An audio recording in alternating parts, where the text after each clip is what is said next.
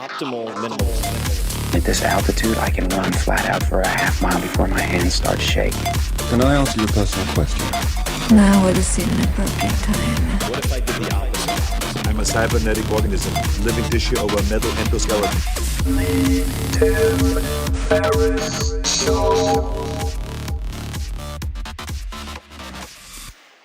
This episode is brought to you by 99 Designs. 99 Designs is the global creative platform that makes it easy for designers and clients to work together.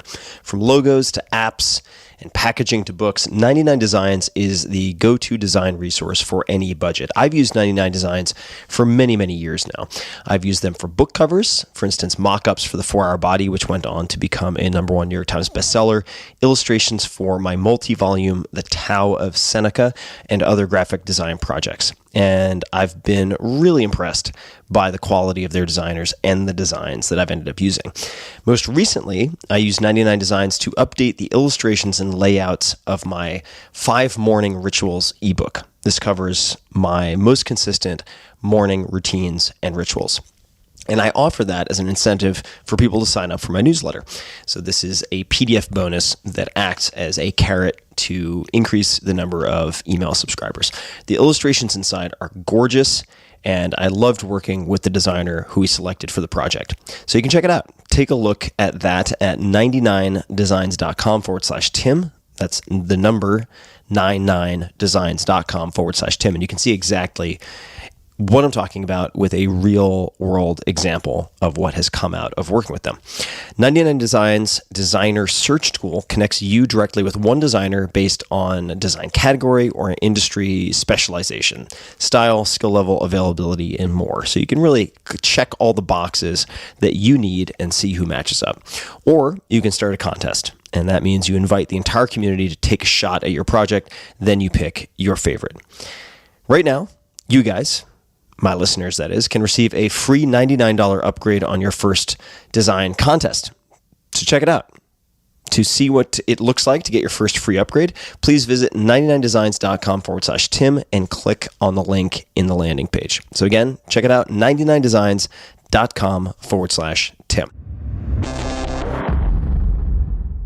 I get asked all the time, if you could only use one supplement, what would it be? And my answer is inevitably Athletic Greens. It is your all-in-one nutritional insurance. I recommended it in the 4-Hour Body, did not get paid for that, and I travel with it to avoid getting sick. I take it in the mornings to ensure optimal performance. It just covers all my bases if I can't get what I need through whole food meals throughout the rest of the day. If you want to give Athletic Greens a try, they are offering a free 20-count travel pack for first-time users. I always travel with at least 3 or 4 of these. This represents a $100 value. So if you buy Athletic Greens, you get an extra $100 in free product. So check it out. athleticgreens.com/Tim. Again, that's athleticgreens.com/Tim for your free travel pack with any purchase. Why, hello, my beautiful little munchkins. This is Tim Ferriss, and welcome to another episode of The Tim Ferriss Show, where it is my job each episode to tease out the habits, routines, favorite books, life lessons, and so on of world-class performers across every possible discipline. And my guest today is Patrick Collison, Collison, at Patrick C on Twitter, patrickcollison.com, stripe.com. Patrick is CEO and co-founder of Stripe, a technology company that builds economic infrastructure for the internet. We'll explain what that means in this episode. After experiencing firsthand how difficult it was to set up an online business, Patrick and his brother John started Stripe in 2010. Their goal was to make accepting payments on the internet simpler and more inclusive. And the story is fascinating because, in part, there were many incumbents. People thought Stripe had no chance. It was not intrinsically interesting to a lot of the people who might have assessed it. And yet, today, Stripe powers millions of online businesses around the world and is worth roughly $20 billion, making the brothers 2 of the youngest multi-billionaires on the planet. Prior to Stripe, Patrick co-founded Auctomatic, which was acquired by Live Current Media for $5 million in March 2008. In 2016, he was named a presidential ambassador for Global Entrepreneurship by President Obama. Originally from Limerick, Ireland, Patrick now lives in San Francisco, where Stripe is headquartered. And I thought I'd mention just a few of his favorite books because He is one of the best read humans I've ever encountered, and that's saying a lot. He has read, I would have to imagine, thousands of books, and I did some filtering and searching and found a number of them that he considers particularly great in his words. And I'm going to just list a few, and then I will put these in the show notes at tim.blog/podcast. The first is The Rise and Fall of American Growth, and that's my dog whining in the background. The second is a novel, Mind-Body Problem. That's a hyphen, Mind-Body Problem. Poor Charlie's Almanac, which has come up a lot on this podcast, by Charlie Munger. And Something Incredibly Wonderful Happens, subtitle Frank Oppenheimer and the World He Made Up. There are many, many more. I'm going to put those in the show notes for you guys and filter them for only the particularly great. And you can find those at tim.blog/podcast and just search Patrick and it'll pop right up. So without further ado, please enjoy this wide-ranging conversation with Patrick Collison. Patrick, welcome to the show. Thank you so much for having me. I am thrilled to connect, to finally have this long-form conversation. And I thought a good place to start might be by quoting from a text exchange, or rather one of the first texts that I got from our mutual friend, Chris Sacca, who's also been on the podcast. For those who don't know him, extremely adept investor and all-around hilarious guy. Has managed. He's a real character. He's a real character. He's managed to make one or two or however many billions of dollars, which is amazing because I got to see him from the early days when you probably first met him, I guess maybe a year or two later. In any case, Chris is a character, and he very rarely makes introductions. He very rarely proposes introductions. So I pay attention when he does. And he sent me as context. Of course, I was familiar with Stripe. I had heard your name before. We had, I think, even exchanged potentially a couple of DMs on Twitter. Right. But he said, and I'm going to edit here for length a little bit, but Patrick is quite literally one of the smartest people I've ever known. Like, he puts Larry Page on his heels smart. I don't know anyone who has, one, read more books, and two, has a near photographic memory for what he has read. His thoughts are provocative and challenge the status quo. His success is no accident. And then you can fact check this when we get into more of a conversation here. But plus, his origin story is great. As I recall, grew up in rural Ireland, took his first communion money and bought a computer, created his own operating system while coding over a dial-up line. Paul Graham, for those people who don't know the name, basically the Yoda of something called Y Combinator. Come back to that. Paul Graham noticed him and invited him to the U.S. I met him when he was 15, and PG, that's Paul Graham, brought him by the Google offices. Pretty sure he dropped out of Harvard or MIT, et cetera, et cetera. He's also a pilot who, when Obama made the trip to Cuba, invited along a few top entrepreneurs like the Airbnb founders. Patrick said he would meet them there and rented a small plane to fly himself from Florida. Okay, pause. Now, Chris and I were also exchanging text messages earlier today because I wanted to ask his permission to read that. And there are two more things I'll add as background color, and then we can get amongst it. So the first, he says, quick story. Auctomatic, and we can get into that, but this is one of your previous companies, was a front end on eBay that allowed sellers to upload a bunch of products at once and scale their operations. One night, someone from the Netherlands wrote them an email that Auctomatic didn't support Dutch. Literally in the middle of the night, they wrote back something like 15 or 30 minutes later saying, quote, "It does now," end quote. And then this is a very Sacca-esque expression, fucking legends, period. And then he said also, when we sold their first company, I held a little closing celebration at that bar below my house, his then place, District. This is in San Francisco. Well, they were both underage, but Patrick's brother John got negged from the bar, literally could not get into his own celebration for selling a company and becoming a millionaire.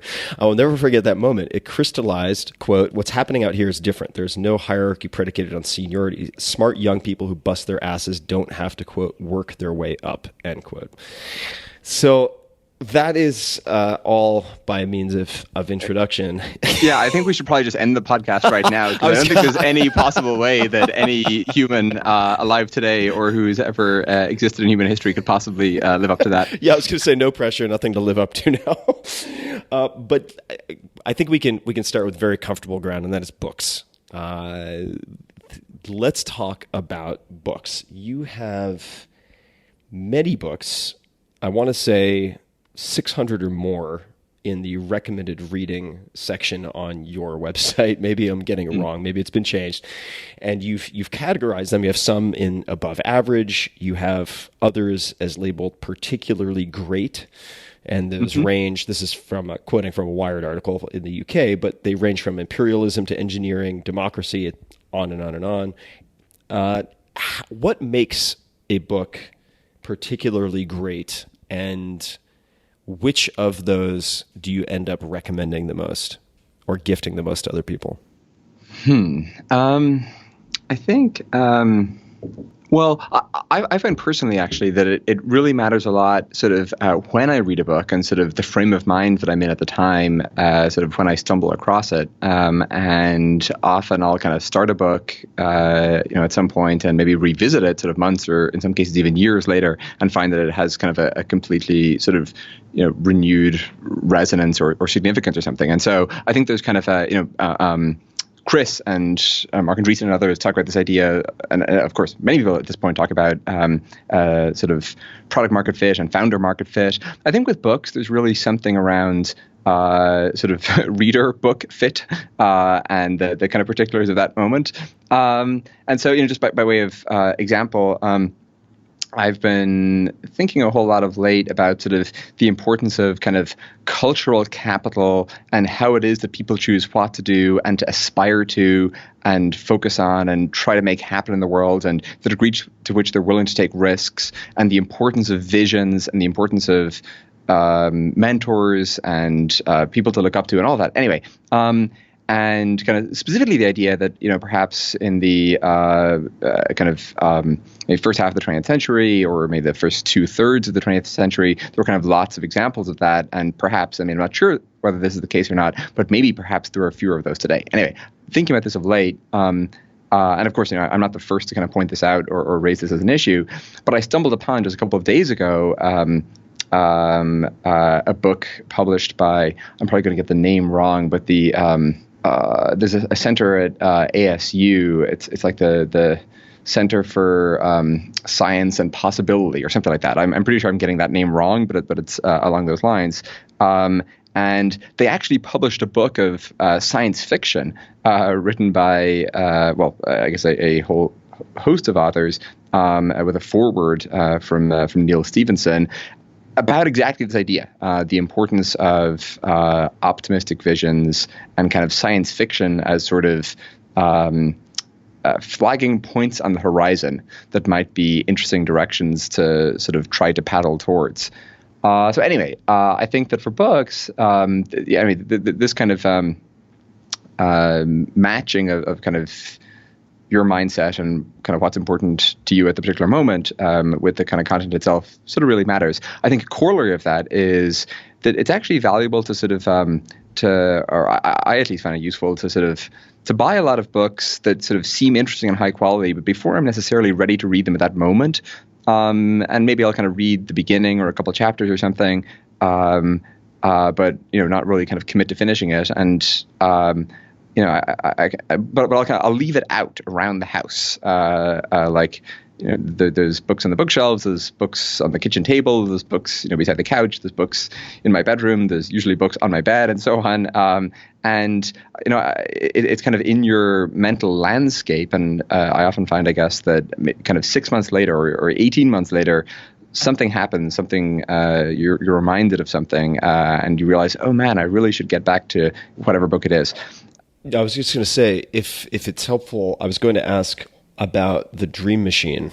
Yes. And maybe that illustrates how you vet books or hold on to books that are particularly valuable. Because at any given point in time, even if you have 6 to 8 books around your house, there are hundreds of thousands of books published every year, right? So there's a selection challenge. Yes. Okay, well, so first off, I think you should mostly ignore the books that are published every year, and take advantage of the fact that quite a lot of books have been published, say up to 10 years ago. But the books published up to 10 years ago, people have had a lot of time to kind of filter through them and sort of try to select the real gems there. And of course, there are a lot of false negatives. Like there were a lot of great books that just never, for whatever reason, got the attention they kind of deserved, or maybe that sort of they don't have the salience that they ought to have for you. But I really think people should be kind of much more biased towards older books than they are. I think The Dream Machine is a good example of this. And I think there are kind of two things, I guess, that stand out in The Dream Machine. The first is Mitchell Waldrop, the author. He really spent the time. Well, I guess I should describe what it is. It is a book about the history. Well, it is nominally a biography of J.C.R. Licklider. And many people were responsible for the creation of the internet, but I think Licklider has more claim than any other single person to being the individual kind of causally responsible for its creation. He funded a lot of the early researchers. He sort of tried to bring the community together, and he really kind of instigated much of the movement that led to ARPANET and the internet and so on. And it's this amazing book about obviously one of the most important inventions in the history of humanity. And Mitchell Waldrop spent the time to sort of years to really understand in depth, not just kind of the specific sequence of events that led to this happening, but the kind of milieu and sort of intellectual environment and thinking and landscape that it all came from. And so the book starts way before Licklider was doing anything, because there were kind of all these different kind of fields and disciplines and sort of strains of thinking that Licklider built on. And I think it's pretty rare that an author either takes the time or has the time to kind of really go deep in that matter. And it's striking that if you look at sort of how the Dream Machine came to be, he was funded by a grant. As I recall, it was the Sloan Foundation. I could be wrong on that, but I believe it was the Sloan Foundation. They thought this was, obviously kind of a super important period in history, but sort of, Waldrop was not on sort of toiling under the clock to get a book out by Christmas. He was really trying to sort of to capture an important series of events in the arc of technology. So that's really what stands out about that book. How did you come across that book? Because was it in print or out of print at the time that you came across it?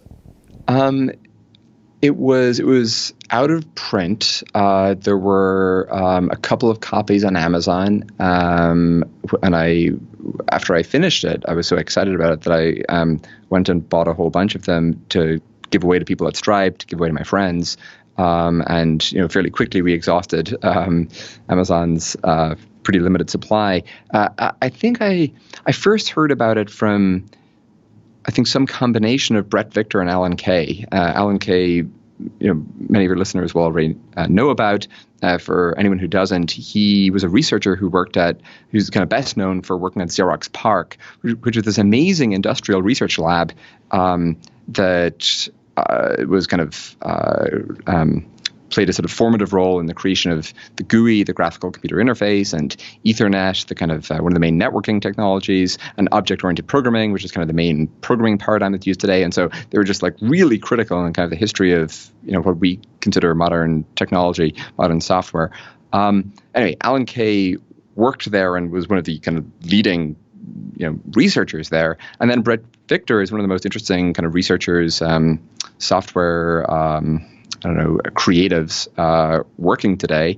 And I remember Alan saying that the Dream Machine is the kind of is semi-unique among kind of computer history and technology history books and that really kind of gets it right. And obviously, we're a pretty young field, and so there hasn't been a whole lot of kind of research and deep scholarly scrutiny, at least to the extent that there might be for, math or physics or something.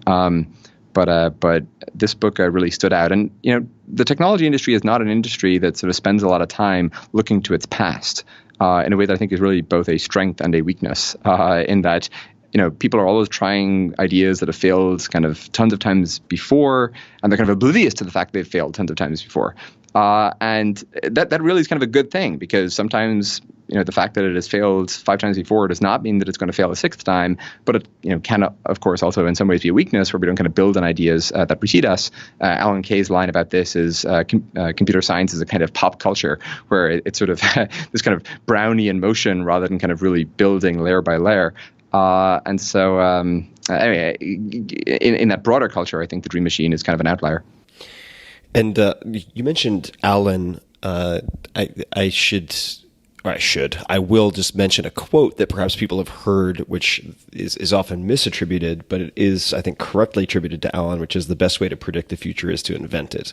Yes. That may be a quote that people recognize, but perhaps not in association with the name. Alan, I would say, is, kind of quite widely recognized as a genius, but kind of despite that, I think he is still kind of underrated.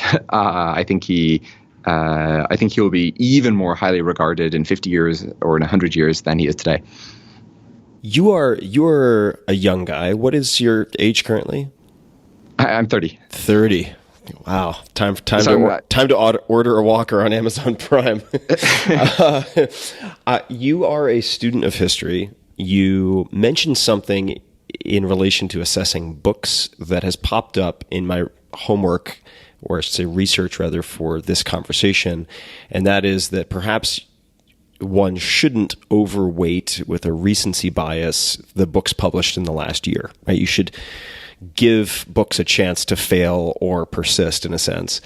And feel free to correct me if I'm getting this wrong, but I've also read that you've talked about how it is risky for people to emulate the sort of companies du jour, those startups, companies around them that are contemporaries that are doing well, and that it seems like you have made more of a study of the greats in the earlier days of the Valley, or by extension, companies like Microsoft, where the outcomes are more known. Could you talk about that a bit, and maybe perhaps some of the things that you've gleaned or any lessons that have stuck with you? And I'd love to dig into perhaps some of the conclusions you came to, even if temporarily, after studying these greats. And one example, which may or may not be a good example, but what came up in doing some reading for this is that you observed that Google, Facebook, Amazon were created with conventional org charts in some respects. So why? Mm-hmm. So you questioned the value. Please correct me or elaborate on this. The value of innovating in that particular capacity, because there would. And that now I'm laying on my interpretation of that, which is there are potential unknown risks in doing so, and sort of questionable upside in throwing more unknown variables into something like that versus other places where you could focus. So, could you maybe expand on that, and then share any other conclusions or lessons that you came to? Well, I think the kind of general idea here behind this is. I think people often conflate the question of sort of what it would be good to see others do versus what you should do yourself. And kind of what I specifically mean is people have tried a lot of different kind of organizational structures and methodologies over time, right? And of course, while in broad strokes, many things have remained the same in terms of maybe some of the characteristics required for leadership, or the importance, or that which makes kind of a human satisfied in their work, around sort of having kind of the opportunity to have autonomy and to kind of build mastery and having a kind of mission they believe in, and so on. So there are lots of things that remain the same. There has been kind of some evolution in that. Organizations, Google today, say, does not look especially like maybe IBM of 1950. There's parallels, but very material differences. However, I think that most of the experiments have failed.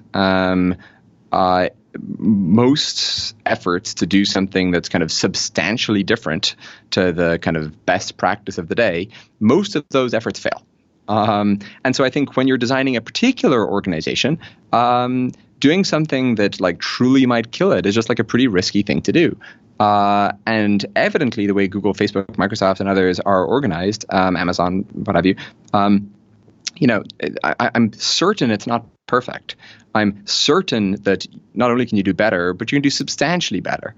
I really believe that. But at the same time, it's kind of empirically adequate to be Google, Facebook, Apple, or Amazon. And I think doing better is just really pretty difficult. And so I actually love the fact that people are experimenting here. The rise of remote organizations that have no physical headquarters, or attempts to have. Buffer has been trying sort of this kind of radical transparency down to kind of compensation. Some organizations like Medium and Zappos tried or are trying holacracy. And so I love the fact that all these experiments are happening. And can you define holacracy for a second? Well, I don't deeply understand it, but I think it is. I believe, as I understand it, the core idea is having kind of differing kind of decision-making bodies, like groups of people that are kind of responsible for major areas of the company, rather than having a kind of more traditional hierarchy. And so perhaps, again, this is my superficial understanding, but so perhaps you might have some set of people who are responsible for making compensation decisions, some other set of people who are responsible for deciding what the product strategy should be for next year, and some other set of people who are responsible for figuring out how how the office should be decorated. But the kind of those sets of people don't need to kind of map on to some traditional hierarchy, and they can be partly overlapping, or bigger or smaller or whatever.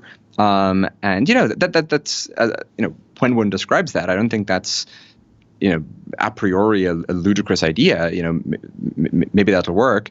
But I think kind of the sort of the bias should be that for any radical departure from the kind of prevailing status quo, it's probably not going to work. I think there's probably a 90% chance, maybe higher, that kind of any meaningful deviation is a bad idea.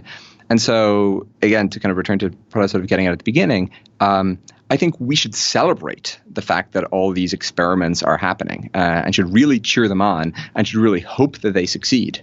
And kind of we ourselves should choose maybe some small number of experiments that we really believe in to engage in. But I think for these kind of really high importance, really hard to change sort of trapdoor decisions, like what kind of organizational structure you're going to have, I think you actually want to bias towards being relatively conservative. Mm-hmm. Yeah, you don't. You might be supportive of monkeys being shot into space, but you don't necessarily want to be one of the first 10.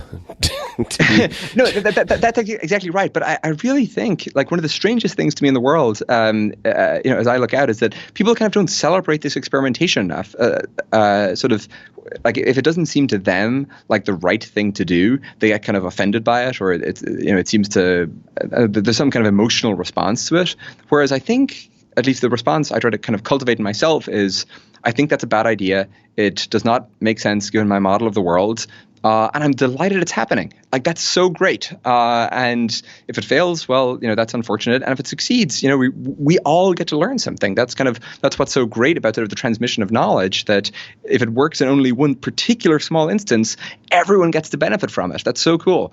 And yet, when people try kind of, strange things that don't kind of match our kind of, again, pre-existing comprehensions, there's some combination of mockery or dismissiveness, or again, the kind of emotional objection. Whereas I really think we should be encouraging and celebrating them, and the weirder the effort is, the more they deserve our support. So I want to talk about what maybe some of the things you did differently, but not only what you did differently, because that's sort of in some respects, a causal factor, but in some respects, a downstream effect of thinking differently or seeing things differently. So what did you guys know that other people didn't? Because I've heard multiple people sort of comment on the early conception of Stripe, or considering entering a crowded market with ton of existing incumbents, with regulatory and institutional barriers to entry, all of these types of factors. Why did you decide to pursue that? What did you see that other people did not see in that case? Well, I think there's two different kinds of knowing, right? There's kind of conscious, explicit knowing where, you see that there's kind of a prevailing belief or something and you understand why it's wrong and you have some kind of proprietary insight that everyone else doesn't have. I think there's another kind of sort of quote unquote knowing, which is just you have a belief or a model of the world and you don't even realize that it's different to others. It's kind of some deeply internalized thing that just for whatever circumstantial reasons you happen to have ended up with. And I think for us, it actually wasn't so much that we had in the beginning, this kind of comprehensive, deep understanding of the space and realized how everyone else was mistaken. We just had like a particular perspective, because of how where we came from and how we got started. And we were lucky. We turned out that model we had and that outlook kind of matched the world at that time. But I think it's very important that we don't kind of drink our own Kool-Aid here and overread into our sort of supposed insight. I really think it was really just a lot of circumstance and good fortune. But I would say the kind of particular things that differed about Stripe and kind of our outlook were, we just didn't think that the kind of regulatory and kind of partnership / banking barriers were actually that bad. They kind of sound intimidating, and obviously you have to kind of do a lot of work there that maybe lots of other software companies don't have to do. But it's fundamentally feasible. I mean, ultimately regulators and banks and so on are comprised of good people who want to do the right thing and maybe speak a different language or whatever, but are they're reasonable. And I guess the other thing is we really had this mindset because of, I guess, where we came from, the kind of developers and makers and software were just going to continue to become increasingly important. And it's really amazing where kind of when we started out, our idea was that developers would just we'd build a good product and developers would start using it, and that would be the story. And we didn't even know that was such a kind of a stupid distribution strategy and go-to-market mechanism. We didn't even know how much enterprise marketing and enterprise sales motion and all the rest we were kind of skipping over. We just kind of had this very naive understanding of the world. However, we're lucky where the world really, I think, started to change around 2010, 2011, where companies around the world, and especially in kind of the US and Europe, really got the memo, like big traditional companies, that they would have to take advantage of what software was making possible and really transform themselves if they wanted to kind of survive and prosper. And so, fast forward kind of 5 or 6 years later, even the kind of more traditional kind of stodgier companies that would have needed this kind of super complex enterprise field team to kind of engage with, they were actually now starting to listen to their own developers. And when the CTO said, hey, I really think we should be using this kind of much more straightforward or sort of much more powerful technology, unlike a decade before, they were actually being listened to. And so, again, this isn't sort of a thing we knew in the way that we could have, argued for it in 2010, but it was a thing we kind of was somehow in our bones. And again, we were just lucky where we started right around when the world started to transform in this regard. And actually, we did this survey earlier this year where we kind of surveyed a whole bunch of, I don't want to say kind of traditional, but sort of not software companies. We sort of surveyed companies, fairly broadly across multiple industries, and we just asked them kind of what's holding them back. And that's a very imperfect methodology, of course, because it's hard to know what the kind of candidate answers there should be, and maybe these questions are, do they all interpret it the same way, and so on. But the kind of very high level thing that sort of came back was that companies across the board report kind of availability of software engineers and just like ability to kind of do things with software as being as big or even bigger a constraint on their progress as access to capital. And that's just such an amazing fact, right?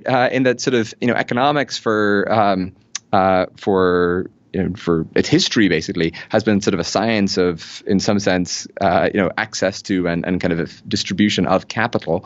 And we're just at this kind of moment of transformation where, I mean, on some level, you can exchange, capital for software, talent and output and so on. But it's actually really hard to do. And I think companies globally are really struggling with figuring out how to make that happen. And so anyway, we just had the good fortune of getting started right when that came to be the case. So there are definitely, I shouldn't say synchronicities, but sort of fortuitous timing aspects to it. And I think that, of course, lady fortune, good luck or bad luck, is always a factor, but it's in a case like this necessary and not sufficient, right? There are certain things within your control, assuming we don't get into a really long, confusing discussion about free will. Let's just assume there are certain things that depend on you making very specific decisions. There are these forks in the road. And I'd love to talk about some of the things that you feel like you did right, or small things that turned into big things. And I want to read just a very brief paragraph from the Yoda mentioned earlier, Paul Graham. And for people who are interested in learning more about Y Combinator, we can talk about it, but it's, and this is going to be vastly simplified, but for people who have never heard this before, Y Combinator, often abbreviated to YC, is sort of the SEAL Team 6 Harvard of, and let's just call it startup incubators of sorts. They accept a class. It is a very small percentage. I want to say single digits at this point. It would have to be in terms of the number of applicants. And there are many, many well-known companies that have come out of Y Combinator.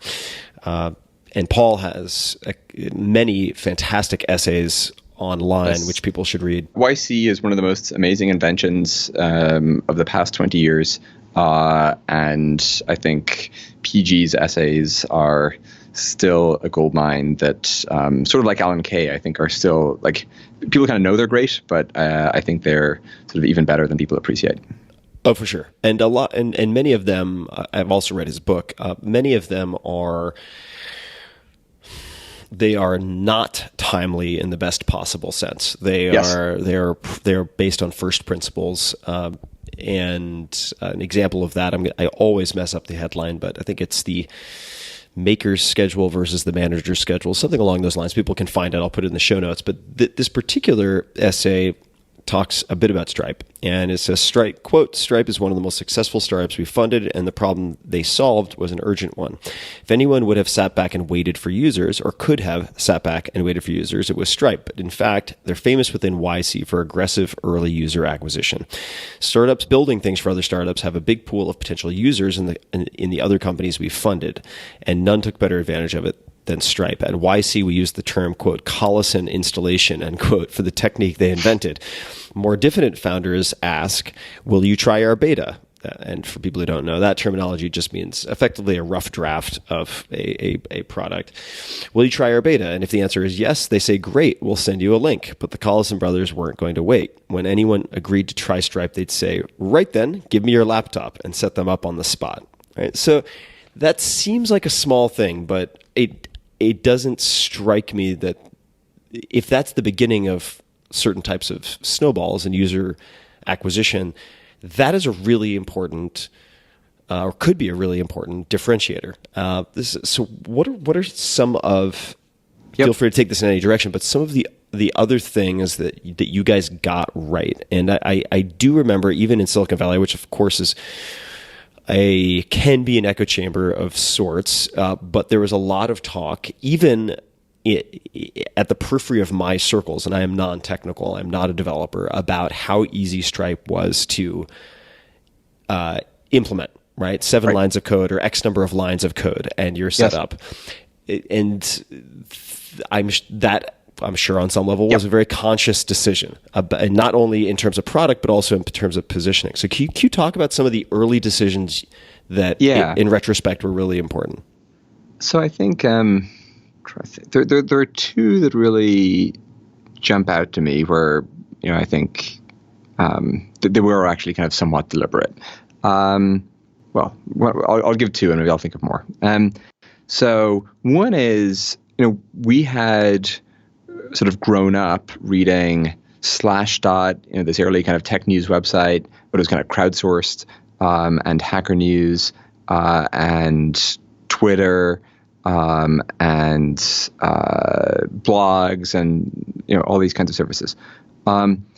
And I guess we just sort of had a belief that how people found out about things in the world had changed, and in particular, that the market was getting more efficient. And by efficient, I mean that it was becoming more likely that people would come to discover the kind of quote unquote correct thing, that maybe kind of 30 years ago or something, because there were sort of much slower or fewer kind of distribution channels, that who won and what got used would be kind of determined more by marketing budgets, or by sales decks or whatever, but that there was a new kind of sort of transparency and kind of efficacy and information dissemination that the internet now made possible, that shifted the way that sort of a product could really get adopted. And so just very concretely, our sales and marketing strategy for a very long time was writing blog posts that we just thought were, good and interesting, or at least we hoped were, and building a good product and hoping that people would tell others about it. And I really don't think that would have worked 10 years previously. It was kind of the internet had changed, but we just kind of made a very deliberate bet on these kind of superior distribution channels. And I think that actually really helped us in two big ways. One is it's kind of obviously cheaper. And so you look at a lot of other companies, especially companies selling to businesses, and they spend vast, gargantuan amounts of money on their kind of sales and marketing strategies. And sort of early on, we just we didn't have to do that, and so it was kind of transformatively impactful in that sense. Maybe if we'd had to kind of spend a lot on sort of getting started, it perhaps would have been that could have been a severe enough barrier that we wouldn't have gotten over it at all. Maybe the company would never have happened. So that's the first. The second is... Can I pause for 1 second? Yeah, sure. Do you recall any of the blog posts that, if you were to do kind of an 80-20 analysis and look at those that really move the needle, do you recall any of the topics or just your basic approach? Well, I remember a guy who worked at Stripe and who still works at Stripe. His name is Evan. He wrote a blog post about how to debug Python, which is a programming language, with GDB, which is a debugger. It didn't really have much to do with Stripe, but it was a really good blog post. And this is probably back in 2012, and I just remember that got a whole bunch of traffic. And it, as a consequence, people kind of found out about Stripe, and maybe kind of realized that we knew something about what we were talking about from a technical standpoint, and it moved the needle for us back at a time where really nobody had heard of us. It's also, if I may, I'm caffeinated enough now to feel the need to jump in and commentate, but it's also a really good example of an editorial honeypot that will attract the types of people who are technically probably in positions to, given that sort of point in time that you discussed earlier, where CEOs are listening more to CTOs and CTOs are listening to the actual on the front line coders. It's a very smart way of talking around the product, in a sense that a lot of those technical folks, in my experience, are also semi-allergic or very highly allergic to what they perceive as anything salesy. So you're able to sort of bring them into the fold without directly, explicitly selling anything. Yes. Well, this actually brings me to kind of the second thing that I was going to mention in terms of the other kind of helpful consequence of kind of marketing ourselves this way, which is it actually kind of created better incentives for us. Because if you think about sort of more traditional marketing, and by the way, to be clear, I'm not dismissing in any way kind of traditional sales and marketing. I mean, Stripe has salespeople and marketing people, and they're immensely important in the organization we're now building today. and so I'm kind of specifically talking about kind of strategies to kind of get started in the early days and to kind of get some initial traction. Anyway, that's it. And the super valuable thing about sort of pursuing these kind of non-traditional channels is if you think about a traditional marketing organization and kind of what it's, or traditional marketing in general, and kind of what the incentives are to kind of talk up the product. Or to kind of pre-announce things ahead of when they're actually ready. Because if you're sort of talking at people and showing them these fancy presentations or whatever, but they're not actually using the product directly, if they find out sort of a year later that it sucks, well, that's kind of fine, or at least it's fine in the short term, because you've already got the revenue for the sale or something. Whereas if you have to compete on the merits of the product and just kind of rely on people kind of being honest about how well it works or doesn't, that kind of forces you to just build a kind of product development organization that can compete. And so it might be harder to kind of get that initial traction. But if you can get there, you actually really have kind of an upper hand relative to kind of more traditionally incentivized companies, because they've probably gotten a bit lazy and a bit ossified and just a bit less competitive on this axis. And once you can make the battle about the quality of your product and the quality of your product development, if you can get the battlefield to be sort of on that axis, you really have a huge advantage. And our experience was the incumbents just couldn't react. And they kind of realized that Stripe was kind of getting some traction and starting to get some mind share, and developers and startups were starting to use it. And what's really amazing to me is kind of how little happened. And I think it's not because, obviously for a while they just kind of dismissed us, but even after they stopped dismissing us, you can't just kind of click your fingers and be like, okay, now we're going to start creating good products. It's such a deep cultural and organizational thing that it's very difficult for competitors or potential competitors to shift there. Whereas if you just have a better marketing campaign, that's super easy to copy. Anyone else can buy a competing billboard or pay more for the Google ads or whatever. And so again, we didn't kind of realize all this in advance, but I think that ended up really helping us.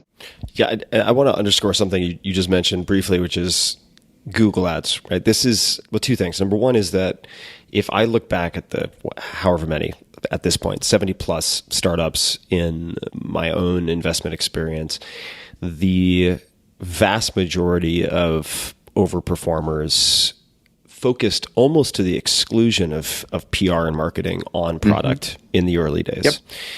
Yep. And number two is, if I look at the bottom performing, say, decile of companies, they almost all got very distracted by PR and marketing, particularly in the first year or two, generally first year of existence, especially if they were blessed, in other words, cursed, with a lot of high praise from outlets in one or two pieces. It's very seductive as a siren song.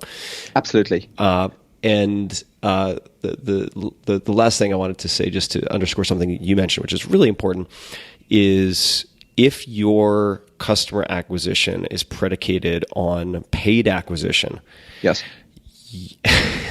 that makes you just a sitting duck for incumbents who have larger budgets. Yes. And they can just decide to bleed chips for a period of time until you run out of chips. Yes. It's really, really important. So I'm glad you mentioned it. There's always a kind of a seductive psychological temptation where if something isn't growing, to tell yourself that it's because, I haven't invested enough in distribution. It's kind of harder to come to realize, or to tell yourself that, maybe our baby is just a bit too ugly. And so I think kind of people are just very psychologically biased towards sort of blaming anything about growth on things that sound like sales or marketing.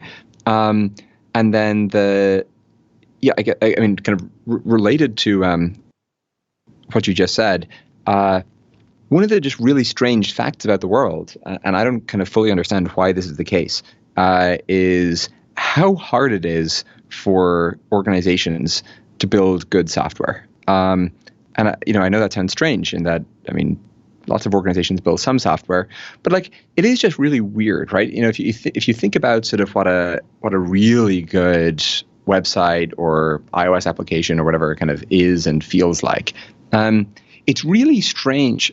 I mean, it's not easy to build a really good website or iOS app or whatever, but it's not rocket science. And given that it's not rocket science, why are there so few of them? Just think of kind of any big major company and think of their website or app. Like, it's probably pretty bad. It's kind of janky. It looks old. Like, the animations already work right. It's laggy, all this stuff, right? But that's weird. They probably have a nice building, a nice headquarters. And, if they there are many things they can decide to do and just do it pretty competently. They can kind of turn their capital advantage into a sort of an advantage in some other area. If they, I don't know, if they want to have a great fleet of cars, they can very reliably turn capital into a great fleet of cars. But for some reason, they can't seem to turn, and in fact, they can probably even turn capital into a cool advertising campaign. There's enough good agencies. But for whatever reason, they can't turn capital into good software. And it would be immensely valuable for them if they could, but they can't, or at least they don't. And I don't think it's for lack of trying or lack of kind of realizing this. And so I think actually small companies don't realize how much of an upper hand they have here, where if they can create a product that is kind of so much better than the status quo that they start to get sort of organic traction, once you attach a real sales and marketing engine to that, it's going to be really freaking hard for a big company to effectively compete. Because again, this kind of organizational transformation into being good at software is just so profoundly hard. Another place that I've seen a lot of would-be entrepreneurs or entrepreneurs spend a lot of time on company name and brand. Okay, so I was joking with Chris Saka earlier via text, and I was just saying I'm really impressed with the phenomenal outcomes and very rocky beginnings with difficult names that you guys have had with companies. Oh God! So you have Auctomatic, right? Yes. Which I'm sure was not always spelled correctly by people. Not uniformly, no. And Stripe. Could you just give us a brief description of the original name of what would later become Stripe, and just walk us through some early iterations? Because Sure. And what I'm hoping to do here, and I don't want to make this too leading of an introduction to what you're going to say, but is that you're the future of your company is probably not going to hinge entirely on the first name that you give it, is where I'm trying to go with this. And the product, so maybe you could just tell a bit of the story. We are definitely a powerful example that that, as you say, it is not. And so Stripe was originally incorporated as /dev/finance Inc. Spelled SLASHDEV, SLASH, etc. The slashes are actually spelled out, and the reason for that is, it's a long story. I won't bore you with it. It was like a programming joke, but we thought it was funny. I think it was the rest of the world, to our shock and surprise, did not quite find it as funny as we did.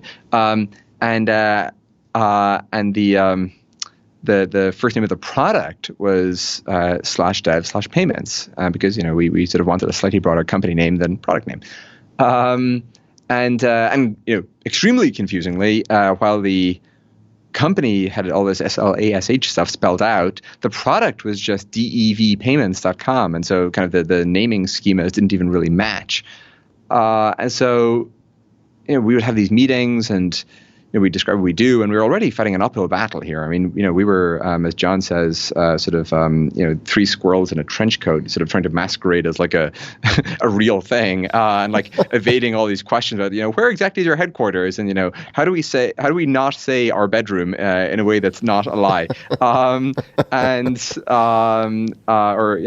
do we say we have an open floor plan? Exactly, yes.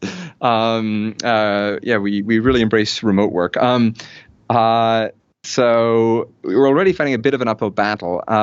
And, then at the end of the meeting or something, they'd ask us our name or for our business card or something. We'd have to hand over this thing that, it doesn't even look like a company name. They'd look at it as like, oh, but, what's the company name called? We're like, actually, sorry, sir, it's this thing. Anyway, so it was all bad. And not only did people often misspell it, but it was kind of a moment of celebration if anyone ever correctly spelled it. And so we kind of came to accept the need for a name change. And naming things, as I'm sure you know, is pretty hard. And so I remember, I think it was the winter of 2010, which was a very wet winter out in California, unusually. And I just remember all these kind of dark evenings at the office where as soon as you kind of got stuck with your code or with some problem or something, we'd have to have a little discussion about, well, what could we name this company? And we had all these books around the office. I mean, just all sorts of random stuff. And so you just page through them and like come up with a word and toss it out to the group and be like, well, should we call our company this? And so I remember John was trying to learn how to ride a motorcycle, and so we had a motorcycle repair manual, and so we had a lot of motorcycle words. Should we call the company Carburetor? Which fortunately did not make the cut. So it was not going well, as you're hearing. We eventually decided to write a little script to sort of just like come up with kind of random potential names and actually to kind of check whether the relevant domain names were available. Because, it was important for an online company that we kind of have the .com domain. And I can't even remember how, but Stripe is one of the words that ended up sort of on our list of names to check. I think we were just at some point trying to think up kind of single monosyllabic English words that didn't have some kind of strong pre-existing association. And Stripe, it turns out, was available, relatively cheaply. It was I think $10,000 or $20,000, which that's not cheap in some sense, but compared to the costs we were living of having a terrible name, it seemed like a good deal.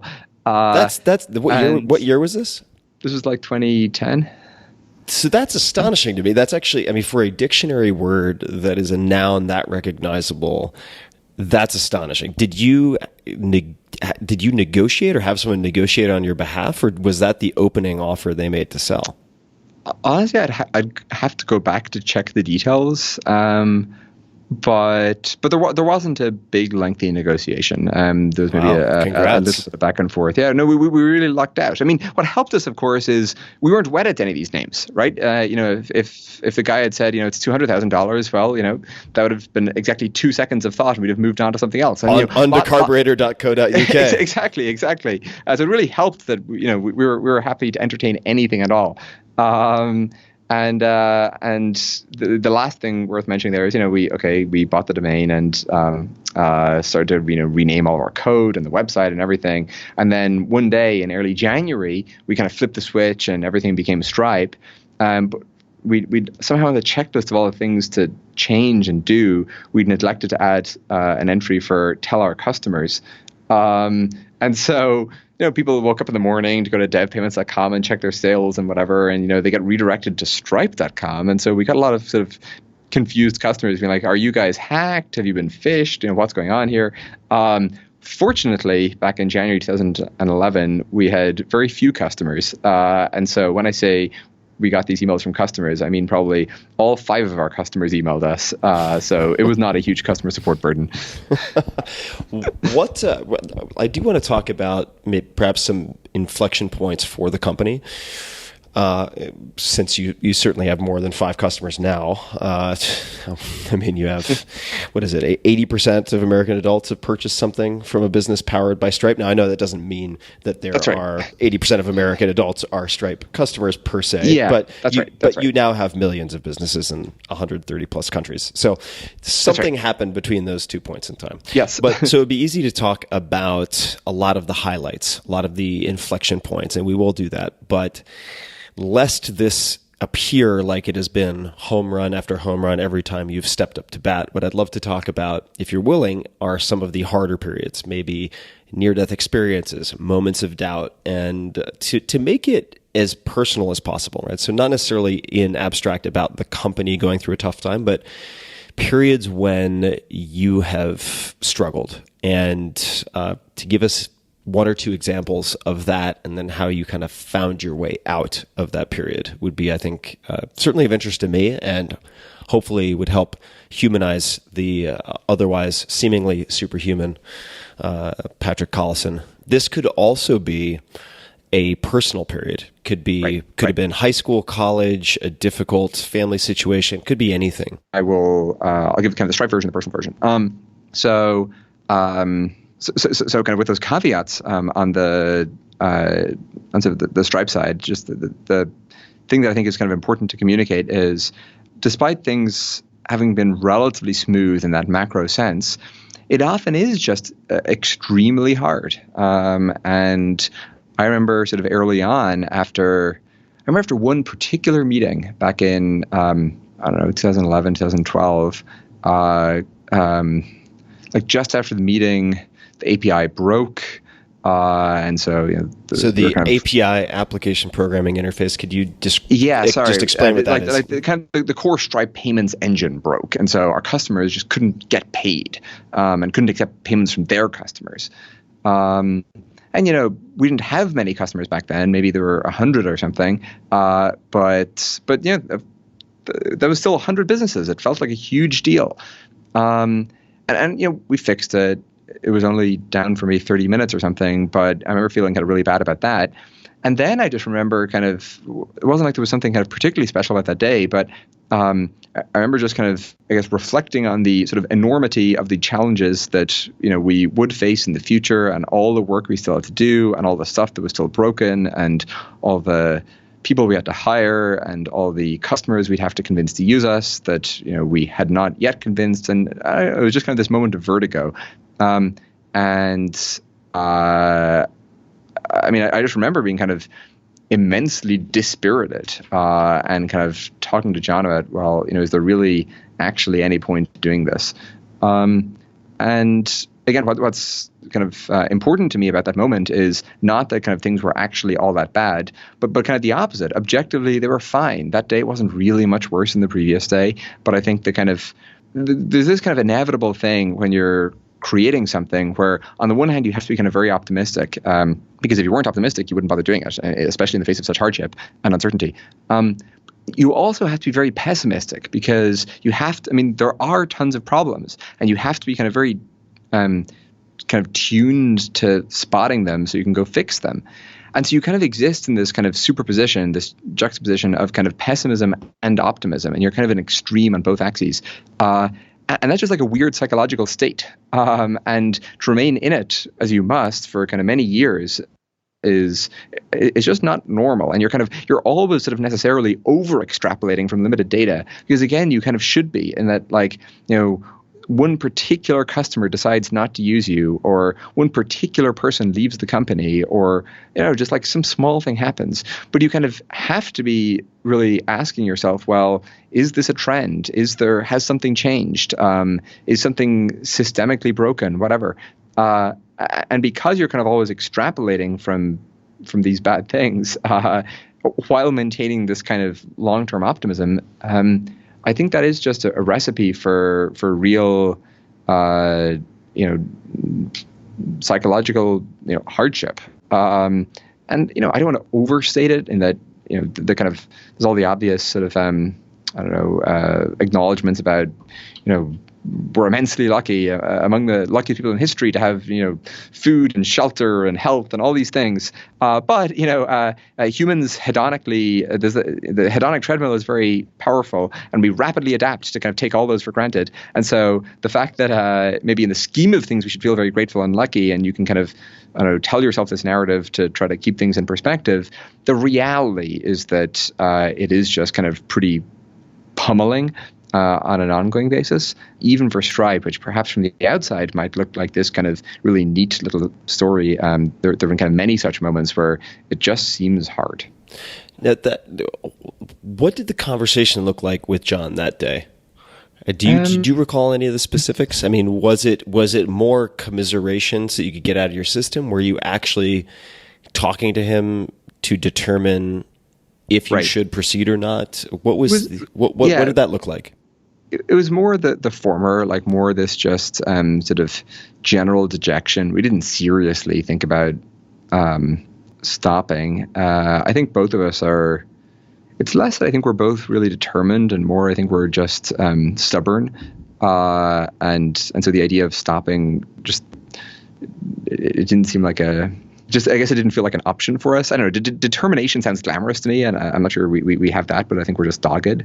But yeah, it's more like, people have different kind of emotional sort of cycles, and kind of his sine wave was kind of displaced from mine. And so fortunately, and he's a pretty cheery guy. That day when I was super dejected, he was, in his, I don't know, chipper way, he was telling me, it'll be fine.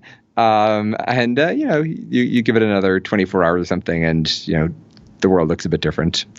There's something you mentioned just a few moments ago, I think is worth trying to reiterate to make sure I understand it, which is the importance, the existential importance in the case of a lot of startups, of being able to remain consistently optimistic enough that you can summon the energy and doggedness to continue, while also being very good at envisioning problems and worst case scenarios and bad outcomes so that you can avert them. Right. And yes, it's tricky. It's really tricky. Absolutely. It's true also for, yeah, go ahead. Well, and it's tricky. It's kind of not natural. And it's not a kind of mindset that I think most normal situations in the world kind of train you to have. Yeah. And it can be really, really stressful. This is something I've observed not only in founders, but also in a lot of investors, particularly those who can make money by betting on, in some fashion, apocalyptic or black swan events that cause a lot of damage, or that are very scary, and people who are not just betting on the long side, but betting on the short side. And of course we get into derivatives and stuff like that, but they're thinking about the edge cases that could really be catastrophic for them and or others. Right. Although when you're starting a company, you sort of have to be kind of both the sort of super long, optimistic, I'm just going to buy this stock and hold it for decades trader. And you kind of have to be the sort of the catastrophic, Taleb style, the world is going to hell in a handbasket, sort of catastrophe trader, and you kind of have to be both, and that's just weird. I guess the thing that I think is maybe important to understand for folks is it's kind of intuitive that if a company or a new effort of any sort is not going well, that things will feel hard, and you'll often feel dejected, and life, at least insofar as work goes, is not great. But the weird part is that even if things are going well, and the effort or the company or whatever is succeeding, things will still often not feel great. And no one sort of told me that before I started. I sort of thought that, well, if the company is succeeding, then clearly it's going to be, I don't know, not necessarily fun, but at least sort of it'll feel good day to day. Whereas the actual reality is that you're always necessarily operating at the kind of outer edge of what you can handle, because if you'd spare capacity, you just take on more, and so you're kind of therefore inevitably always, on the cusp of feeling like you're sort of going to fall over. And even as we record this podcast, at this kind of moment, I feel sort of right on the edge of what I'm able to handle, and on the one hand, I don't wish it were otherwise, in that I sort of enjoy testing myself and kind of finding my limits, and developing and stretching myself. But on the other hand, when you stretch your muscles, that's painful. Well, it also makes me think of a conversation I had with Laird Hamilton, who's one of the most legendary big wave surfers of all time. And I remember I was chatting with him. He's got to be, I don't know how old he is. He's one of those guys who sort of defies any type of expectation of age affecting performance. I think he's in his early 50s, but still goes hunting for some of the biggest waves in the world. And I remember I was chatting with him at one point, and he said he'd been tooling around on some easy waves earlier that day. And I asked him roughly how big he thought they were. And he was like, 20, 25 feet. And he's like, once it gets to 20, you can start to have fun. And I'm paraphrasing here, but he's like, once you get to 30, it's like you really kind of want to watch yourself. It's like once you get to over 50, you're really not allowed to fall. And it's when you are, and I've never been in this position, but having spent a lot of time around founders and very fast growing companies, when you do have at least the perception, and which I think is reflective of reality, that you are effectively always on the edge of redlining, because as you said, if you have extra capacity, you open the door to fill that capacity. Who are some of the people you've leaned on or who have been helpful, alive or dead or otherwise? I'm not sure what otherwise would be in that case, but zombie, to help you navigate this or learn how to surf that kind of wave, because it is fucking unimaginable for most people. I've only seen it as a spectator, really, what it takes to kind of have your face pressed up against the windshield in the Formula One car that is a Stripe or an Uber or any of these companies. It's really hard to fathom what it takes and how much it resembles a professional sport. So who or what has been helpful in learning to navigate that? Well, maybe just before answering that, to kind of add something to what we were just talking about, though it relates to what you just asked.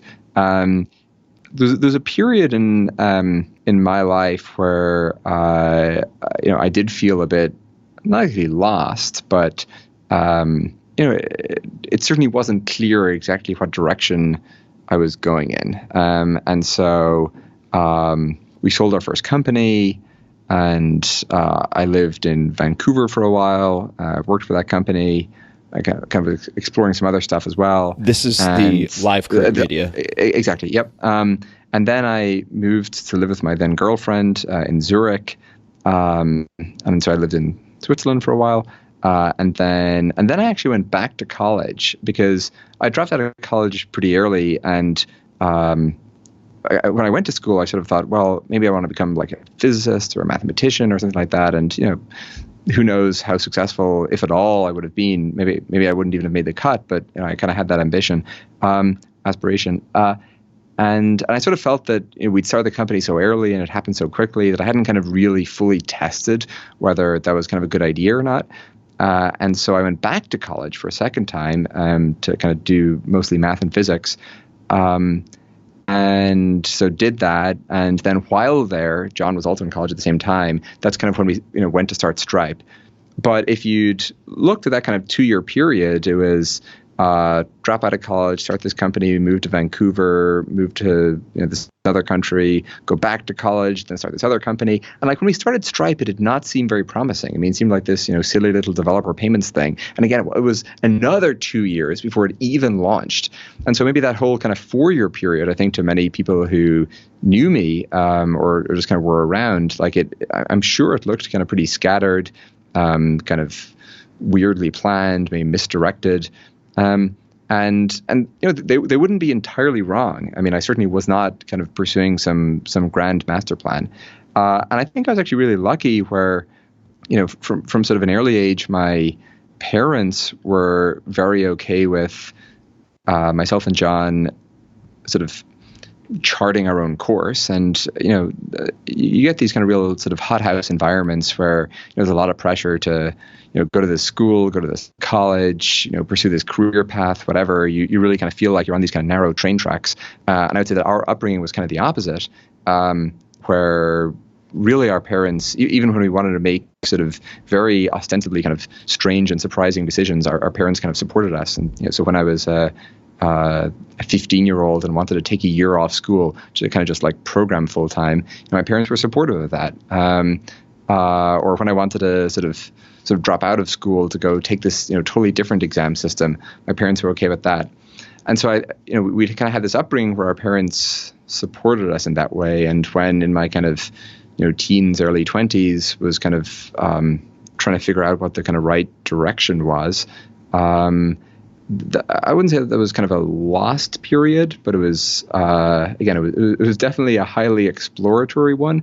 And so just kind of to your question of, periods of real hardship, I think a lot of people either don't get the opportunity to sort of explore multiple directions like that, or they're kind of, either others don't give them the opportunity, or they don't kind of give themselves the permission to just kind of have a few, slightly lost years where the narrative isn't super clear.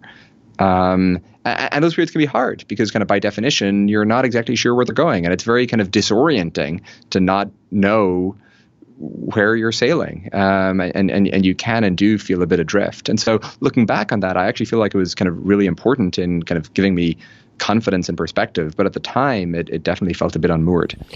Well, I think this is really important for a number of reasons. The first is that, and this is going to sound like a fortune cookie, but there is a quote. I can't recall who it's attributed to. I want to say Emerson, but Emerson's kind of like Abraham Lincoln on the internet. It's like everything gets attributed. Yes, but it's him or Oscar Wilde. That's right. Right. So not all who wander are lost, right? So there's a difference between being lost, which is you have a destination and you have gone off track, or you are preoccupied with where you are currently located and don't know where you're located, versus exploring and wandering. Yes. The second, which is I suppose more a follow-up question than a point, is this. I'm very curious how your parents, and maybe you could also just tell us a little bit about what your parents did professionally, or Sure. how they spent their time, but what your parents did to cultivate excellence or clear thinking without necessarily pigeonholing the direction of either Yes. of those, right? So if a biographer at some point is writing the story of your life, you give them unfettered access. How might they answer that? What are examples they might give? Things your parents said, annual routines that you guys had, or whatever, anything that comes to mind. Well, we were kind of we grew up in very rural Ireland, right? The kind of the middle of the countryside, surrounded by kind of farms and fields, and we were kind of really. We had to kind of figure out ourselves what was going to be entertaining and interesting and fun. It wasn't just kind of provided, to us by the environment. And so we kind of grew up as these sort of free-range children. And we were lucky where there were lots of books in the house, and we, read those pretty voraciously. Our parents, I guess I would say that the thing that our parents did is, there's a million things, but the kind of the two that really, the three that stand out are they kind of showed us the world. They took us to the library every day. They sort of took us, traveling in the summers. They, if there were interesting guests coming over for dinner, we weren't kind of, dispatched, upstairs or told to get an early dinner before the adults came. We were sort of thrust right into the middle. So they kind of really took us seriously and showed us the world. The second thing is they really gave us kind of agency and autonomy, and kind of treated us as adults. And, that was kind of, it went two ways. And that on the one hand, they gave us a lot of freedom. On the other hand, they kind of expected quite a lot of us. And so our youngest brother had to get some pretty major surgery in the US back when John and I were, I don't know, maybe 10 or 12 or thereabouts. And so they were gone to the US for several weeks, maybe more than a month. And we were left mostly alone for that month. We had a neighbor who checked in on us every day and made sure things were fine, but we spent most of the time alone when we weren't at school. And they, from myself and John's standpoint, that was fantastic. We really, we loved the freedom. But of course, they reciprocally expected us, not to kind of not to give them cause to regret it.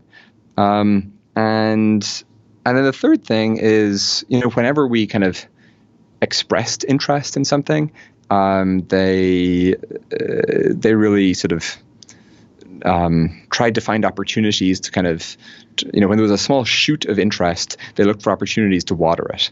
But they never sort of thrust those opportunities on us, or I never felt that kind of, or rather, they never thrust the interest on us. I never felt that I was sort of following a track laid down by somebody else. And so I remember kind of randomly mentioning when I was 12 or 13 that learning, I don't even remember why I thought this, but that learning ancient Greek seemed interesting. I think I just like read some Homer or something, I mean a translation, and the language seemed interesting. And I was just, saying that as some kind of, random throwaway remark, I guess, the way a kid does. And sure enough, my mom went and found somebody at literally a local monastery who was willing to teach ancient Greek. And then she told me about this. And so for 2 years, I went to that monastery once a week after school and learned ancient Greek. And that interest never went, super far. I haven't read much ancient Greek in the last 10 years. Me neither. But yeah, but it was the kind of thing they did. And, obviously some other interests like programming, they kind of really took hold in a deeper way. And so, I don't have kids today, but I do kind of reflect a lot on the kind of childhood we had, because, it was pretty different in multiple regards to sort of the childhoods of the people around us. And especially when I got to college in the US, it was sort of so foreign for me, the idea that people were so laden with extracurriculars and sort of burnishing their college resumes, from age 12 or earlier. And the kind of the period of sort of, teenagerhood and adolescence was kind of so intense. Whereas for myself and John, it really felt kind of exploratory, and that we were given that our parents were kind of life coaches or mentors while we were, while we were roaming. But that kind of all the, I think that they were playing a supporting role rather than, having us be kind of, with these friends in college, it felt like they were kind of at the front of a locomotive, and the locomotive is speeding along down the tracks, and they're just kind of hanging on for dear life, being, pushed along by the little cattle protector.